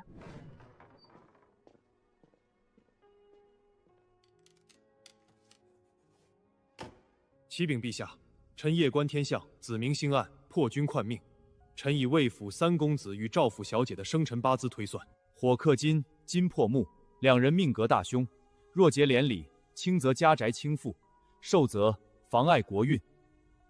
当年献帝不信钦天监之言，执意南巡，暴毙途中，竟有此事。陛下，钦天监即有此段，儿臣以为魏赵2家不得联姻，以安天心民意。准，即日起魏赵2家不得联姻，违者以抗旨论处。陛下，儿臣还有一事。讲。赵成绩忠心耿耿，因此事撞柱明志，险些丧命。赵家小姐更是无辜受跪，如今京中流言四起，赵家满门蒙羞。若朝廷只断联姻，不为忠臣正名，恐寒天下忠义之心。你意欲如何？臣请陛下封赵婉儿为安平县主，以皇家圣断昭告天下，彰显朝廷公道。县主乃是皇家正统敕封，这一封赏等于帝王亲口定顿。赵婉儿清白无瑕，所有无名皆是魏家捏造，魏家连日的抹黑算计，瞬间沦为天下笑柄。准赐封赵婉儿为安平县主，食宴300户。裴大人，手别伸太长。魏国公说笑了，臣一个批折子的，哪有那么长的手？赵家那边呢？赵大小姐今日吃了2碗饭，赵大人特意让人送了一封谢帖来，殿下要看吗？殿下，这什么意思？蟾宫折桂，秋闱将至。夏荷，去查今年秋闱的主考官是谁，何时定的？蠢货！让你去收拾烂摊子，你收拾出个什么东西来？找泼皮泼脏水！赵家丫头原本就是个无名无分的女子，你要是不折腾，这事儿压一压也就过去了。现在好了，安平县主皇帝亲封，等于昭告天下赵家是受了咱们魏家的委屈。你不光没堵住赵承熙的嘴，还把赵家送上了台面，跪到天亮，跪不死你算你命大。国公爷，皇后娘娘那边传了话，今晚含元殿接风宴，赐婚的事子恒准备好了。之前子明在马场把魏家的老脸都丢尽了，今晚只能让子恒顶上。二房那边催了3遍了，子恒公子还在外头。外头，这个不争气的东西！把人捞回来，拿冷水泼醒，换身干净衣裳。今晚只要他能接住楚红袖几招，魏家就还有救。六公主到。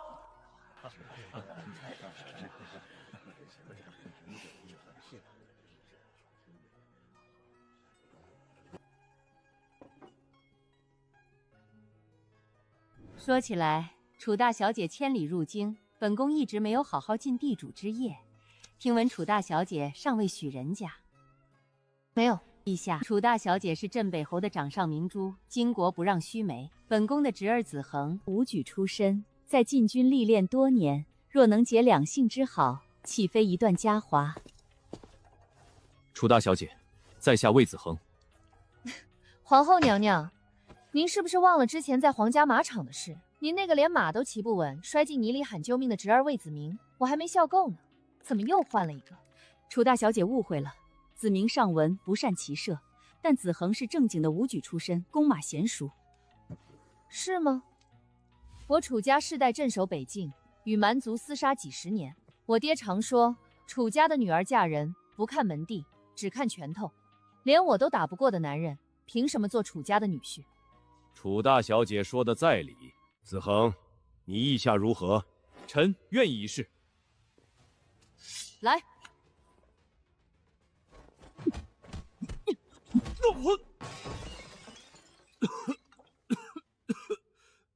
就这点本事，也敢说是武举出身？上了北境，怕是连伙夫都打不过。我精心准备的翻盘局，被人一脚踹得粉碎。我楚红袖要嫁的男人，不需要什么门第，至少得像太子殿下在马场那样，单手勒得住发狂的烈马，胸中装得下北境的军务屯田。你们魏家的软脚虾，还是留着在京城逛窑子吧。镇北侯嫡女当众拒了魏家的婚，却把太子捧上了天。楚大小姐谬赞，姑不过是多读了几卷兵书，比不得北境将士浴血奋战。这把火烧得正旺。父皇，楚大小姐快人快语，最重英雄。魏家公子确实缺了些历练，若是强行刺亲，传到北境，怕是会让10万将士以为我大境无人了。阿鸾说的对，楚大小姐是贵客，婚事不急。镇北侯有女如此，是大征之福。陛下圣明。陛下说的是本宫心急了。殿下，方才裴大人的人送了一张条子过来。秋闱主考定了魏党。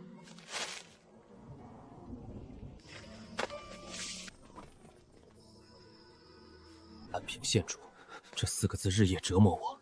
她本是被我毁了名节的女子，如今身披黄蜂，风光无限，我魏子瑶反倒成了全京城的笑柄。只要生米煮成熟饭，赵家别无选择，只能忍气吞声，认下这门亲事。我娶了黄蜂县主，自此翻身，何人再敢嘲笑我？三爷，前面就是绣楼，院子里没人，盯了3天了。赵家那老头受了重伤，能使唤的下人不多。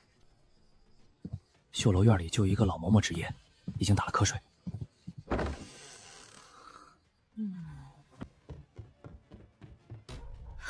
谁？别叫，你院里那老嬷嬷睡死过去了。赵婉儿，你现在是县主了，了不起啊！可惜你忘了，你这县主的身子早就是本公子的了。死人不会喊冤，你一死，魏家就彻底赢了。活着，亲眼看着魏子瑶落得惨败下场。这才怪。簪尖淬了麻药，找准时机，照着肩膀扎，扎深1寸，便能制敌。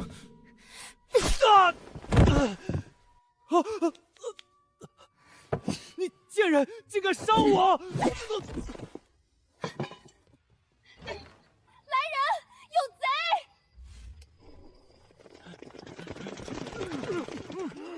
魏三公子，六公主说的对，唯有活着，才能亲眼看着你落得身败名裂、自取灭亡的下场。儿啊，爹对不住你。臣御史大夫赵承济叩请陛下开宫门接本。魏国公孙魏子瑶夜闯陈宅，图谋不轨，欲强辱黄蜂县主，罪证确凿。什么？魏国公孙魏子瑶图谋不轨，欲强辱黄蜂县主，罪证确凿。安平县主是我亲封的，夜闯县主闺房，等同于当众扇皇帝的耳光。传旨，魏子瑶即刻下大理寺狱严加审讯，天亮之前，朕要看到魏沧海的请罪折子。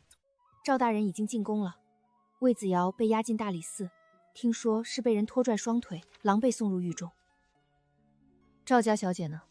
钱大哥说，赵小姐亲手把毒簪从魏子瑶肩上拔了出来，说要留作证物。拔簪子的时候手都没抖，能拔出来就不算白交。秋月主考官已定魏党，魏家朝堂接连落败，颜面尽失，却依旧死死攥住科举命脉，一介秋闱，身选天下进士，关乎大晋未来20年朝堂根基，绝不能落入魏家之手。送去中书省给裴裴斩。殿下，太子送来急信，镇北侯今晨秘密抵京了。镇北侯楚鹤平，手握北境10万铁骑的雄师，竟然提前1月进京，事先没有知会任何人。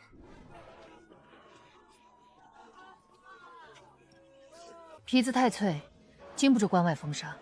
姑娘懂行，小的这儿有上等货。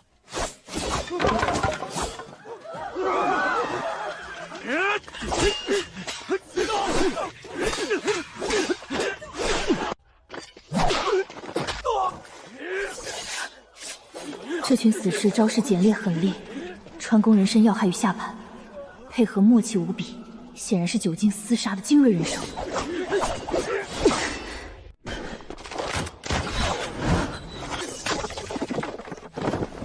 殿下，凶险！退到孤身后。那个在马场大谈屯田的太子，握剑的手极稳。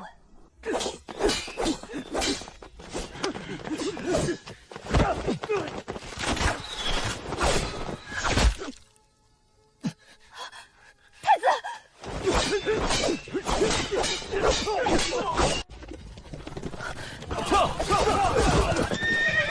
封锁街口，留活口。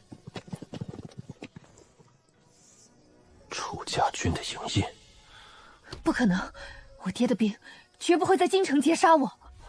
殿下，我军中常用的蛇蝎伞。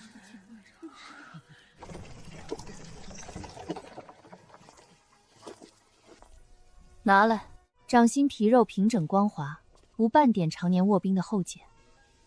刺青周围有心结的血痂，闻上去不足10天。陆将军镇守北境3年，可见过虎口无老茧，脚底无冻疮的边防军？绝无可能。魏家狗急断墙了，脉象虚浮，但毒素已不再蔓延。六殿下，太子毒素清了大半，命保住了。夏荷，奴婢在。查魏府，昨夜至今，魏沧海见过什么人？派了几拨马车出城，通知钱多金，魏家不仅知道镇北侯入京，还打算把刺杀太子的罪名扣在楚家头上。魏家竟敢在天子脚下动用死士！六殿下，我楚家的刀，从此只认太子。镇北侯入京之事，臣未曾泄露。魏家在北境藏着一条直开关外的暗线。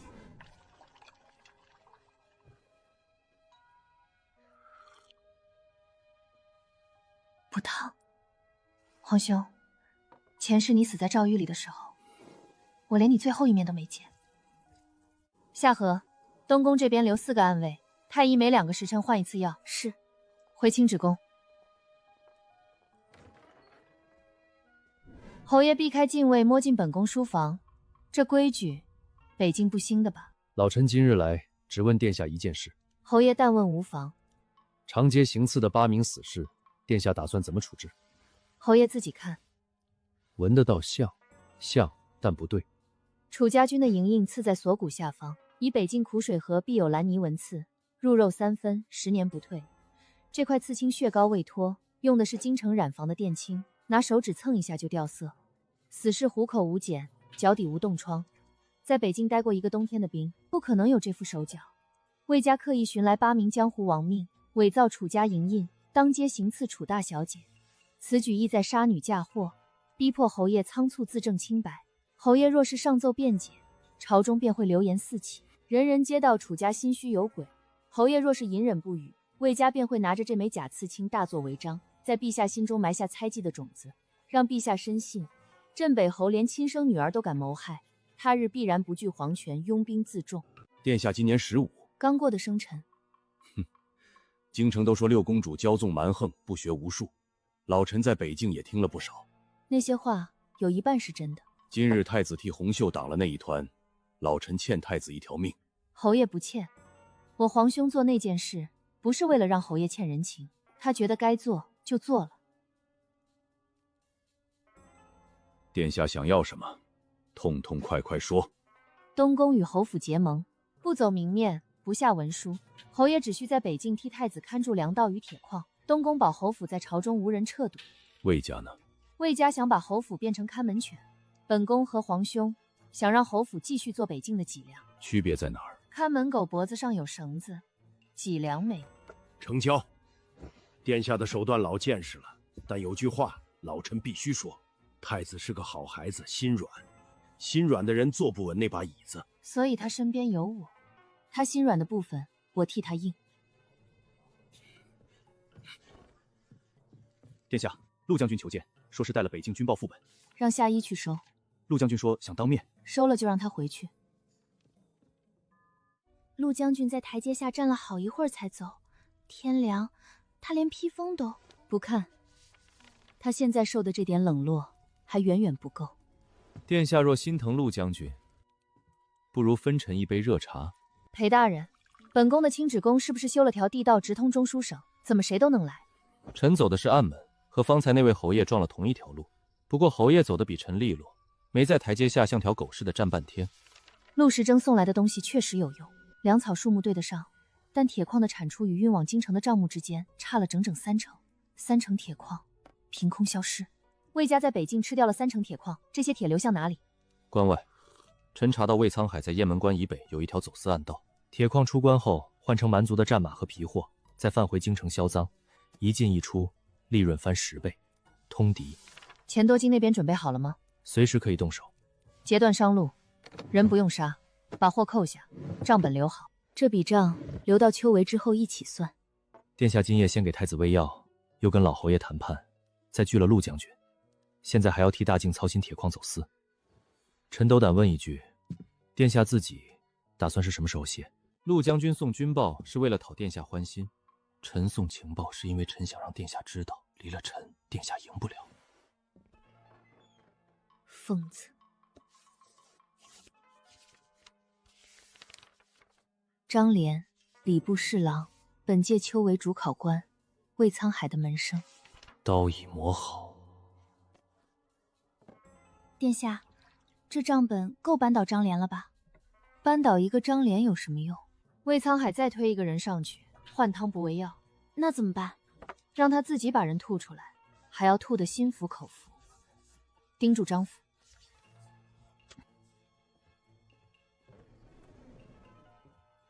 殿下不打算直接用账本？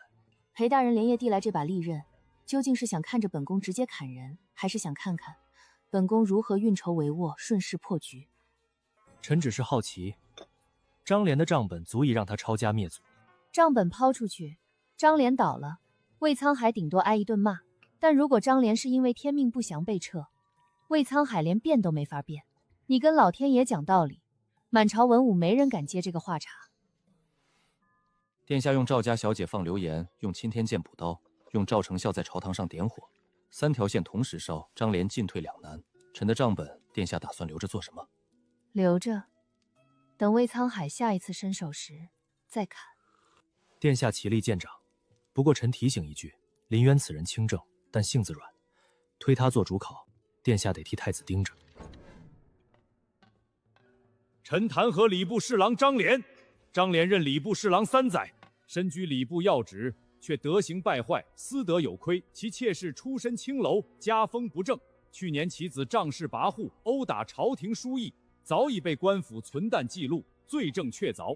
如此品行不堪之人，何以担当秋闱主考？何以做天下士子之表率？何以堪当大京选才重任？赵大人，下官妾室之事，乃家务私隐。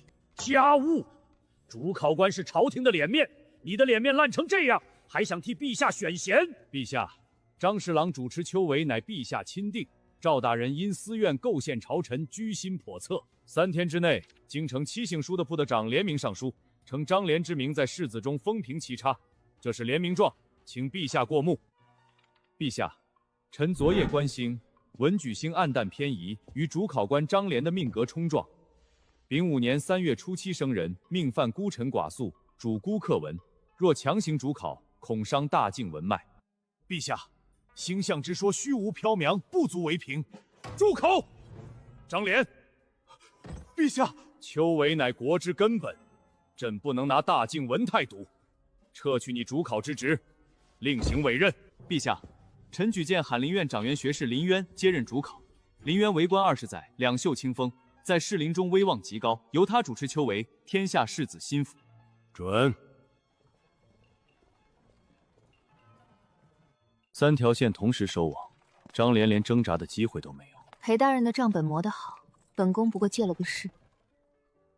殿下谦虚了，殿下的棋越下越大，臣怕跟不上，所以臣送殿下一颗子，提醒殿下，棋盘上最危险的，永远不是对面的敌手，是你身边那颗。你以为握在手里，实际上随时会反咬你的棋。裴大人放心，本宫从不信任何一颗棋。这人连送棋子都要刻上自己的名字。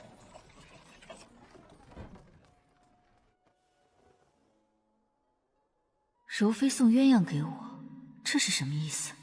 拿过来。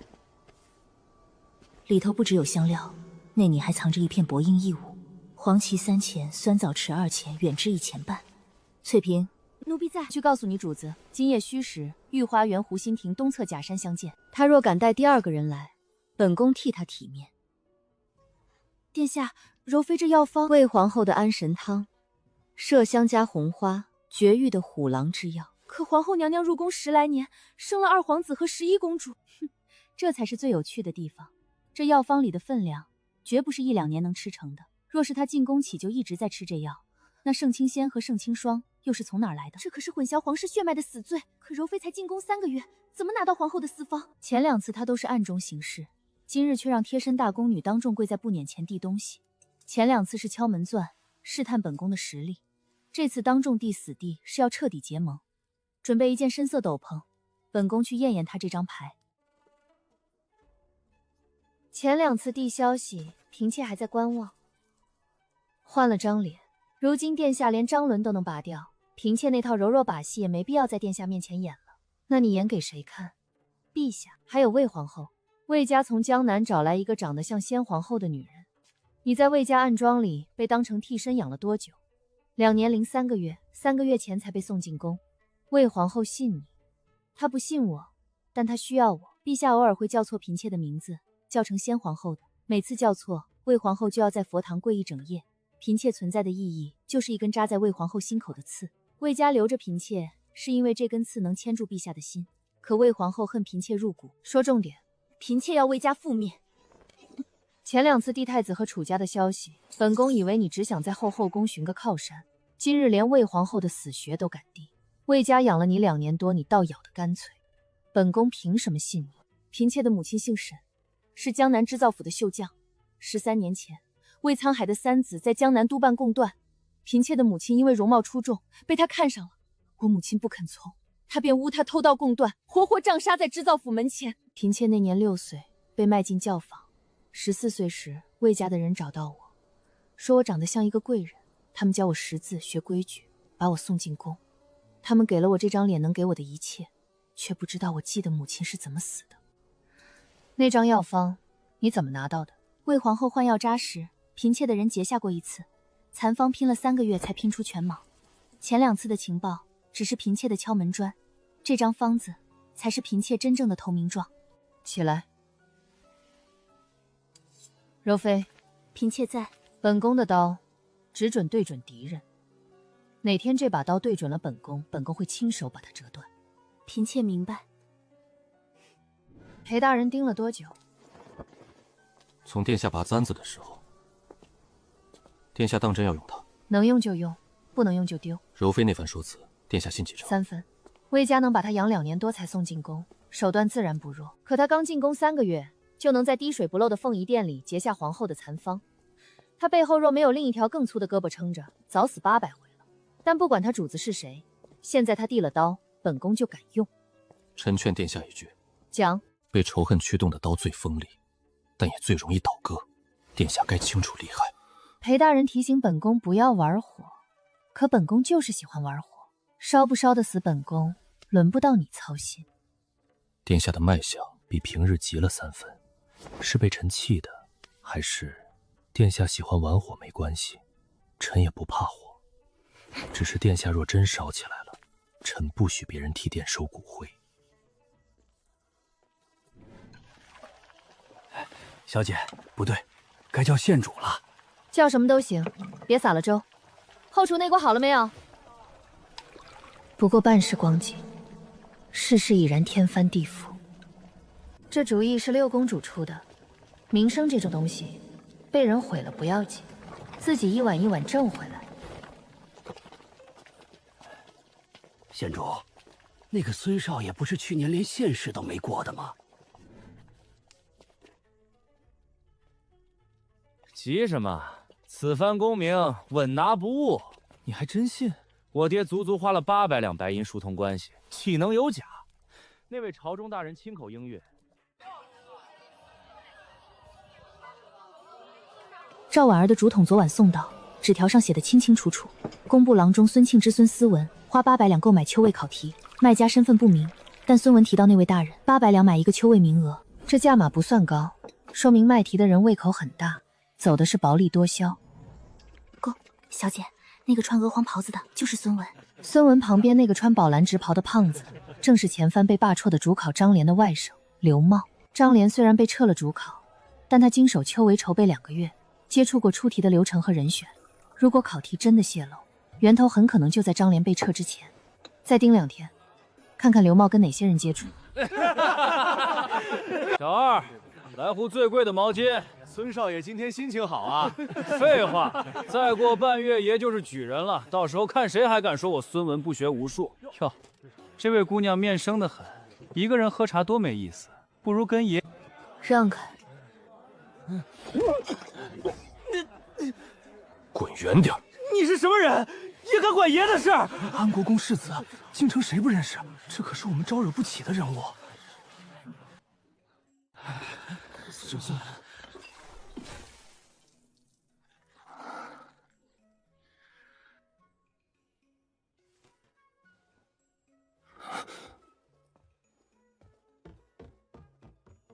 陆将军，手上的烫伤该处理了。裴大人倒是来得巧，臣是来听墙角的。方才那个孙文说再过半月就是举人了。殿下也听到了，张廉的外甥刘茂今天也在。七伯，按孙文那个价码，最少5000两。张廉被撤之前抄录了考题，现在通过外省出货，魏沧海未必知情，但张廉的银子最终会流进魏家的窟窿。这批考题不能直接捅出去，捅出去，朝廷只会换一套新题，重新开考。张廉下狱，刘茂抄家，魏沧海割条尾巴就脱身了。本宫要的是让那些买了题的人带着假答案走进考场。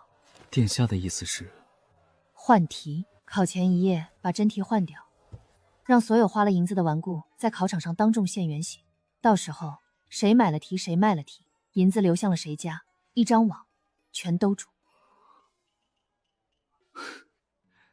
殿下，新主考林手里的密封考题存放在礼部的铁匣中，3把钥匙分属3人，殿下打算怎么换？裴大人手里不是正好有一把吗？殿下，钱大哥传来的，刘茂今晚又见了一拨人，这次来的不是富商子弟。礼部司务正是经手考题铁匣钥匙交接的人。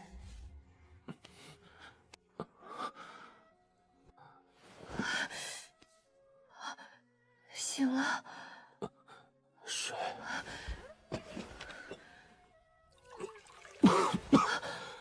楚姑娘守了多久？关你什么事？回医馆歇一歇吧，我这里有太医。楚姑娘，盛清衡，你听好了，我楚红秀这辈子不认几个人，认了就不松手。你这条命，是我一口一口把毒血吸出来救回的。从今天起，这条命归我。你要去哪儿，我跟着；你要打仗，我替你挡刀。你要是再敢替别人去送命，我就把你从阎王那里抢回来，然后打断你的腿。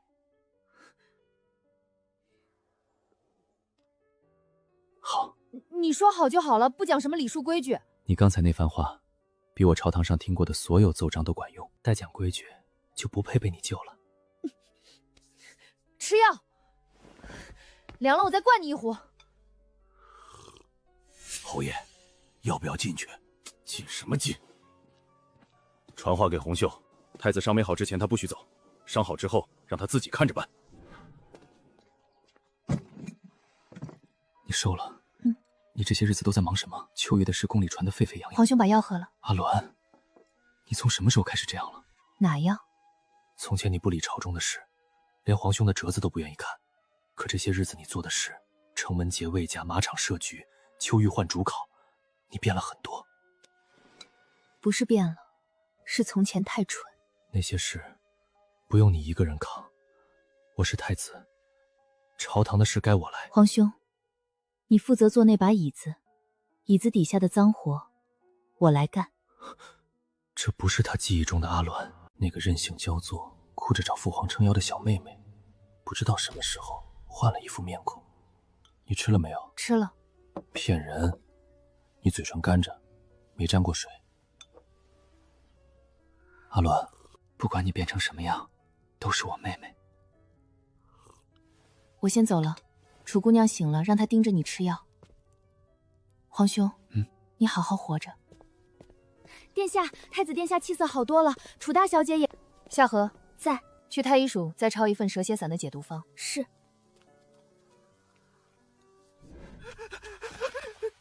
殿下，出什么事？礼部刚来的急报，秋闱月提铁匣，铁匣丢了。铁匣什么时候丢的？礼部的人说，今早开库点验，封条完好，但匣子里头是空的。封条完好，东西没了。殿下，考题。急什么？报刑部了。报了，刑部已经封锁库房。林渊呢？林大人在礼部发了好大一桶火，连茶盏都摔了。回去交差，就说本宫知道了。殿下，铁匣丢了，秋闱怎么办？咱们好不容易换了主考。铁匣没丢，3天前本宫让钱多金查过礼部司务的底，此人叫周怀远，是张廉一手提拔的。铁匣3把钥匙，主考林渊1把，礼部侍郎1把，第3把就在周怀远手里。张莲被撤职前定下了今年的考卷，刘茂在外面卖的正是那套题的抄数片。3天前，本宫让裴炎去了一趟礼部库房，他用自己的法子开了锁，把铁匣里的真卷取了出来，交给了林渊。林渊连夜重新出了一套新题，如今就压在他的枕头底下。至于那个铁匣，裴燕在里面塞了一套废卷。张莲怕卖题的事败露，指使周怀远去偷铁匣，想毁尸灭迹。他们费尽心机偷走的，不过是裴燕留下的废纸。拿完之后，匣子自然就空了。今早例行点检，空匣子大白于天下。所以张莲以为自己没了证据，刘茂还在放心大胆的卖旧题。铁匣丢失，朝堂震动，皇帝必然下令彻查礼部。张莲自以为手里拿捏着刘茂卖题的源头，随时可以销毁，可他不知道，他手里的东西根本对不上林渊的新题。等那些花了银子的纨绔把旧题答案背得滚花烂熟，开可那日看见林渊发下去的新卷子，全完了，是魏沧海全完了。但刘茂只是张莲的外甥，张莲只是魏家的门生，中间隔着2层，魏沧海随时能断尾求生。本宫要魏家亲自下场，去传钱多金，让他引蛇出洞，替真金白银办事。江南盐商同业会36家，每家塞几个子弟进去，将来盐银审批，朝中有人好说话。36家，一次进这么多人，不怕惹眼？分3月考，每科10来个，考官又不是同一人。刘管事，你就给句准话，这单生意接还是不接？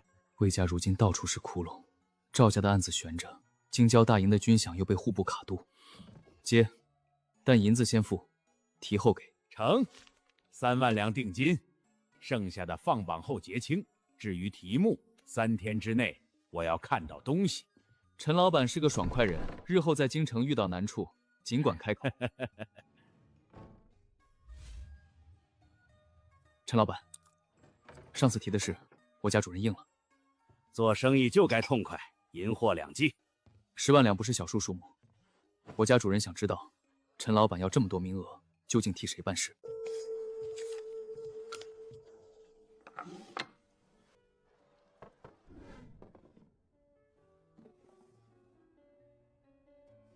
江南陈记，3万两定金。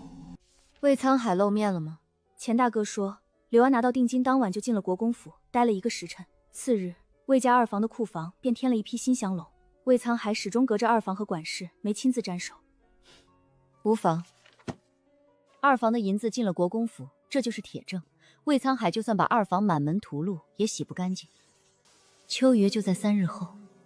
夏荷在，去给柔妃带句话。殿下吩咐，告诉他，父皇这2日该做噩梦了。梦里先皇后哭着诉苦，说有人玷污了天子门生。主子，刘安交题时，随行护卫里有个生面孔，左手食指断了半截，脖颈后有烫伤疤，查过了，不是魏家的人，像是北边来的。军纪，魏家的手已经伸向了北境军中。殿下，贡院那边钱大哥已经到位了，赵婉儿的粥厂照常开门，没留破绽。林渊的新题顺利带进贡院了，已然稳妥带入，奴婢全程盯着。林大人将全新考卷藏出10盒夹层，层层遮掩，顺利通过搜检，安然进入贡院之内，无人察觉异常。张莲机关算尽，以为盗取空铁匣便能毁尸灭迹，高枕无忧。刘茂更是胆大包天，连日在外大肆倒卖作废旧题，谋取报废。等那些倾尽千财重金买题的纨绔子弟技术坐进专属号房，拿到林渊亲手下发的全新考卷，这场闹剧便该落幕了。时辰到了，贡院那边该敲锣开考了。学生叩请天听，秋闱考题已遭权贵私购，寒门学子10年苦读，竟成他人囊中窝。工部郎之子孙文花800两购题，刑部主事之职赵昌花1200两购题。胡说，血口喷人！学生等接受安平县主周救助，得以苟活至考解前，今日豁命相告，只求朝廷彻查。纸上记下的每一笔银钱往来，大半都经由我暗中疏通打点。荒唐！秋闱乃国之重典，岂容尔等刁民造谣生事？来人，将这些聚众造势之徒拿下，关进大理寺。陆将军，本官命你立即出兵，缉拿这些闹事者，那日孙文大肆吹嘘自己花银子买下考题，满口轻蔑，肆意嘲讽寒窗苦读的寒门学子。那时阿鸾就静坐在茶楼角落，神色冷淡漠然地看着他。原来这一整盘棋从头到尾皆是他精心筹划布置。陆时征，本官以副考官之名命令你。副考官的命令管不到巡防营，大敬军法。军令出自兵部与御前。今日贡院门前，陆某奉命维护秩序，谁敢动手抓人，先过我这条枪。你抗命！你这是抗命！陆将军，陆将军！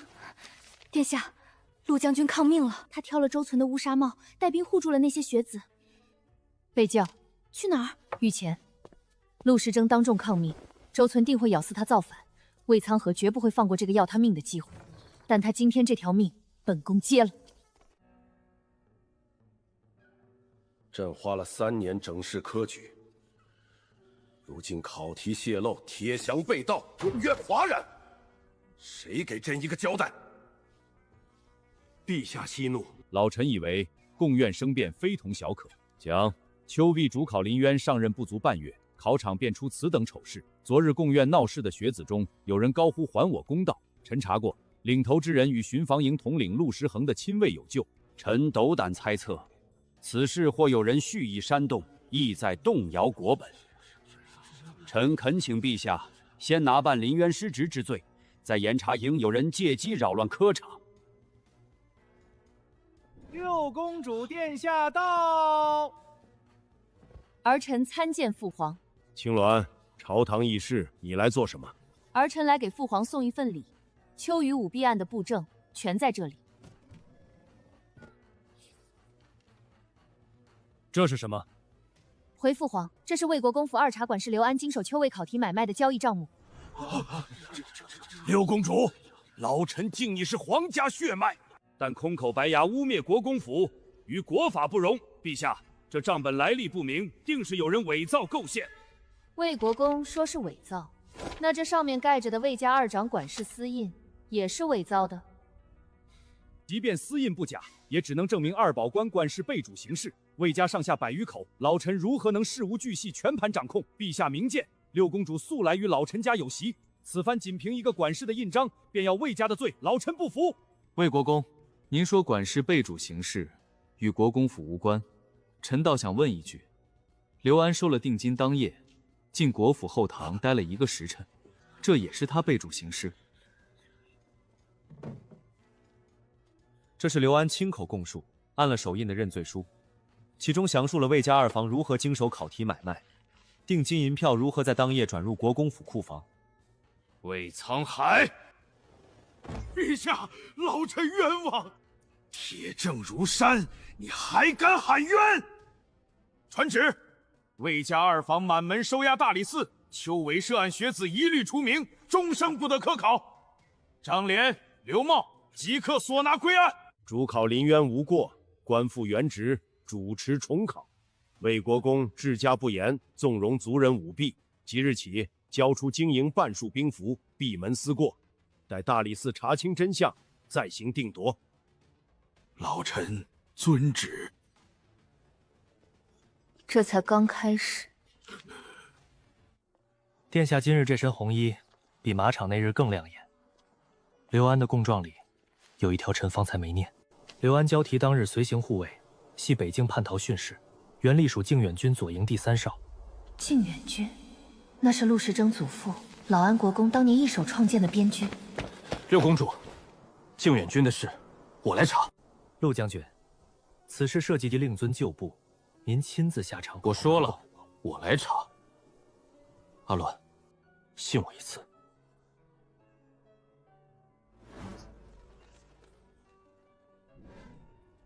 大人，礼部司务周怀远招了，张廉指使他伪造铁匣封天，事成后给了3000两封口银，银票经手的钱庄是魏家二房名下的丰裕号。刘茂呢？还硬撑着，说自己只是替舅舅跑妥，不知道题从哪儿来。带他去隔壁看一看，见识一番拒不招供的下场。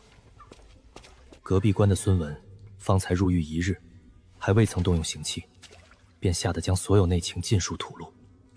刘公子，你舅舅张莲昨夜已经画了押，他说麦提是你一人所为，他毫不知情。不可能，提是他给我的，银子他拿了大头。犬职刘茂素来不孝，瞒臣私授考题，臣实不知。他卖了我，他卖了我！张莲把你推出去，魏家把张莲推出去。刘公子，你猜你头顶上还有几层？今夜接加倍守卫，狱中每个犯人的饭食必须当面验过再送。魏沧海今晚回进宫，去查一件事：昨天从魏府后门出去的那辆轻尾马车，最终停在了哪里？陛下，魏家3代忠良，断不会做出舞弊这等丑事，定是有人蓄意栽赃，求陛下明察。栽赃？周回元供述，铁匣的第3把钥匙是张莲亲手交给他的。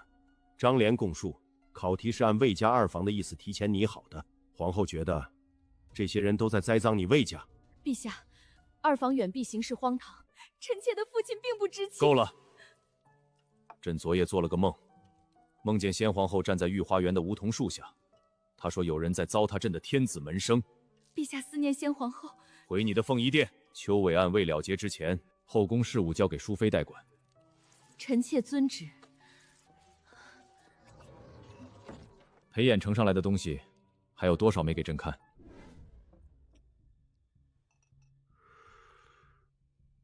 老二，大哥，你2房经手的那些烂账，还有多少能追回来？大理寺封得太死，怕什么？追不回来就追不回来。从今晚起，麦提的事是张莲和刘茂叔侄2人私下所为，2房对此毫不知情。大哥，这是要我要你把2房名下所有产业的账目封存，连同涉事的几个子弟一起交给大理寺。大哥，2房上下60余口，60余口都活着，只是断一条胳膊，胳膊断了还能接，脑袋掉了可就长不回来了。明早卯时，我亲自上朝请罪。老二，你带着那几个不成器的东西，在午门外跪着。狱里那个周怀远关了太久，怕是身子骨扛不住，今夜子时该送碗热汤了。臣教卒无方，致使旁白不孝，勾结罢官之臣，败坏科场纲律，臣罪该万死。臣恳请陛下严惩涉案之人，族中涉事子弟7人，臣已命其在午门外候审。臣愿自销俸禄3年，以谢朝廷。卫青此举称得上大义灭亲。陛下，魏国公府涉案人员已在午门候审，臣请旨将其交大理寺，与邱维案并案审理。准。殿下，大理寺狱中出了事，关键证人周怀狗被发现毙命于牢房之中。贺底红，殿下怎么知道？魏沧海忍痛斩断尾巴自保，自然要将伤口彻底封死。只要周怀狗活着，2房便永远无法彻底摘清干系。殿下看完了这出戏，结局太早，不够精彩。周怀远死了，送汤的狱卒用的是真腰牌，编号对得上，但这个编号对应的狱卒3天前已经告病回乡了。籍贯一栏写着幽州。幽州，那个假扮狱卒的杀手逃出城了，用的是北境军的隐匿身法，我已经让人封了北城门。陆将军动作倒是快，不过臣早已派人在十里亭截获杀手尸首带回宫中。死人有时候比活人更诚实。阿鸾，靖远军里的内鬼，我会亲手揪出来交给你。一个权倾朝野的疯批权臣，一个手握重兵的少年将军。魏家这条蛇尾巴果然连着北境。既然你们都查到了，那就各凭本事，看谁先砍下魏沧海的舌头。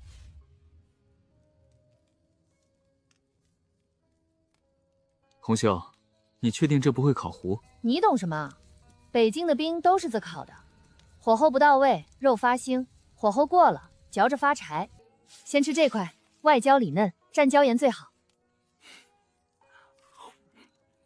我在北京带兵那会儿，夜里巡完房，就在营帐外头支火烤肉，吃完接着巡。来人了。皇兄的伤好些了吗？死不了，来，陪皇兄小酌几杯。塞外的白头酿，我爹的私藏，总共就带了3囊进京。殿下那日送我烈酒，今天我还。殿下不知道，我营里有个百夫长，喝多了这酒，抱着营门口的拴马桩叫了一宿娘子，第2天全营传遍了。太子殿下，巡防营统领陆时秋烟求见。臣参见太子殿下。靖远军近3年的军级调任名册，我连夜从兵部调出来的。标红的是3年内从靖远军编制中除名去向不明的人，一共27人，其中11人的籍贯都指向幽州以北。昨日殿外你说各凭本事，我查到的全部交给你。放下吧。中书青林裴大人到。臣路过东市，恰好遇上绍兴的老焦开封，20年的女儿红，配鹿肉正好。谁请你了？太子殿下大病初愈，臣理应探望。靖远军调任册，陆将军动作倒是快，不过将军标红的第3人赵大柱，籍贯幽州密云，去年秋天从靖远军除名，臣恰好查到赵大柱除名前3个月，其家眷已迁入魏家在幽州的庄子。除名后，他本人并未返乡，而是出现在大同府的铁矿官道上。将军的名册能圈出人，但圈不出人去了哪里，替谁办事。你什么意思？替殿下补个漏洞罢了。皇兄带伤未愈，东宫不是你们争强好胜的武馆，东西留下，人不留。阿鸾，陆将军，名册本宫收了，你回巡防营。裴大人的补充，本宫也收了，请回中书省。殿下过河拆桥的手段，臣百看不厌。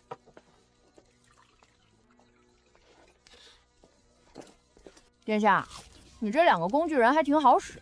小妹，这2个人你都不打算选？棋子不需要备选，只需要备用。陆将军，你以为交几本名册，他就会多看你一眼？靖远军的27个人里，有3个现在就藏在京城。晚安，将军。臣女叩谢殿下活命之恩。起来说话。殿下，魏家出事后，京中各府的动向都在这儿了。原先与国公府走动频繁的7家勋会，5家已断了来往，剩下2家是姻亲，面上还撑着，暗地里开始转移铺面和田产。惠安伯府上月还去魏府赴宴，这月初1就称病闭门了。赏你的，替本宫盯着贵女圈的风向，这是你该拿的报酬。回去告诉你父亲，身子养好，朝堂上还用得着他。殿下，柔妃娘娘来了，说是散步路过，想进来坐坐喝杯茶。路过，柔妃的隐兰阁在宫城东南，到清止宫得绕过整整3道宫墙。请。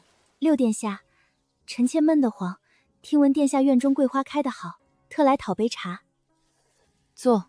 一个初入宫闱便敢越过魏皇后暗地投名状的女人，怯若眼前进了骨头里，但手骗不了人。真正害怕的人端不了这么稳的茶。桂花确实不错，不过娘娘绕了3道宫墙来赏花，怕不只为一杯茶吧？殿下面前，臣妾不绕弯子。皇后在筹备秋猎，定在9月15，围场设在西山，到时4皇子盛清训会参加。盛清训去江南赈灾断了右手，断了手臂的皇子去围猎。4皇子的右臂虽然断了，可伤也养好了，而且最近臣妾看到4皇子一直在练左手，所以秋猎时西山多野兽，若4皇子在围猎中遭遇意外，一头受尽的野猪，一只射偏的流箭，不知得当，谁也查不出来。柔妃娘娘，你想杀盛清明，用本宫的手，事成了，血沾在我身上；事败了，你缩回隐兰阁，继续做你的可怜人。本宫是恶女，不是蠢货。拿清治宫当杀人的刀，你不够格。臣妾失言，臣妾只是急了，急则生乱。你出至宫务宫闱，便能2头下中，这点道理不用本宫教。4皇子不必除，活着比死了有用得多。要有一件事需要娘娘帮个忙。11公主盛清霜最近太安分了，回去的路上绕一趟寒芳殿，告诉盛清霜，本宫前日在御手提过，想请父皇下旨送她去皇家寺院替先皇后祈福3年。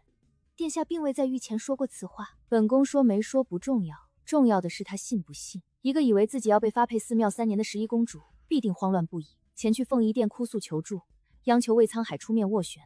魏家刚刚经历秋网大案，元气大伤，伤口尚未愈合，又要被自家亲伴撕扯一道裂痕，方才足够热闹。原来我不是刀，盛清仙才是。臣妾领命。殿下，宗人府那边有动静了。先皇后灵位前长明灯，昨夜灭了3盏，有人动过牌位。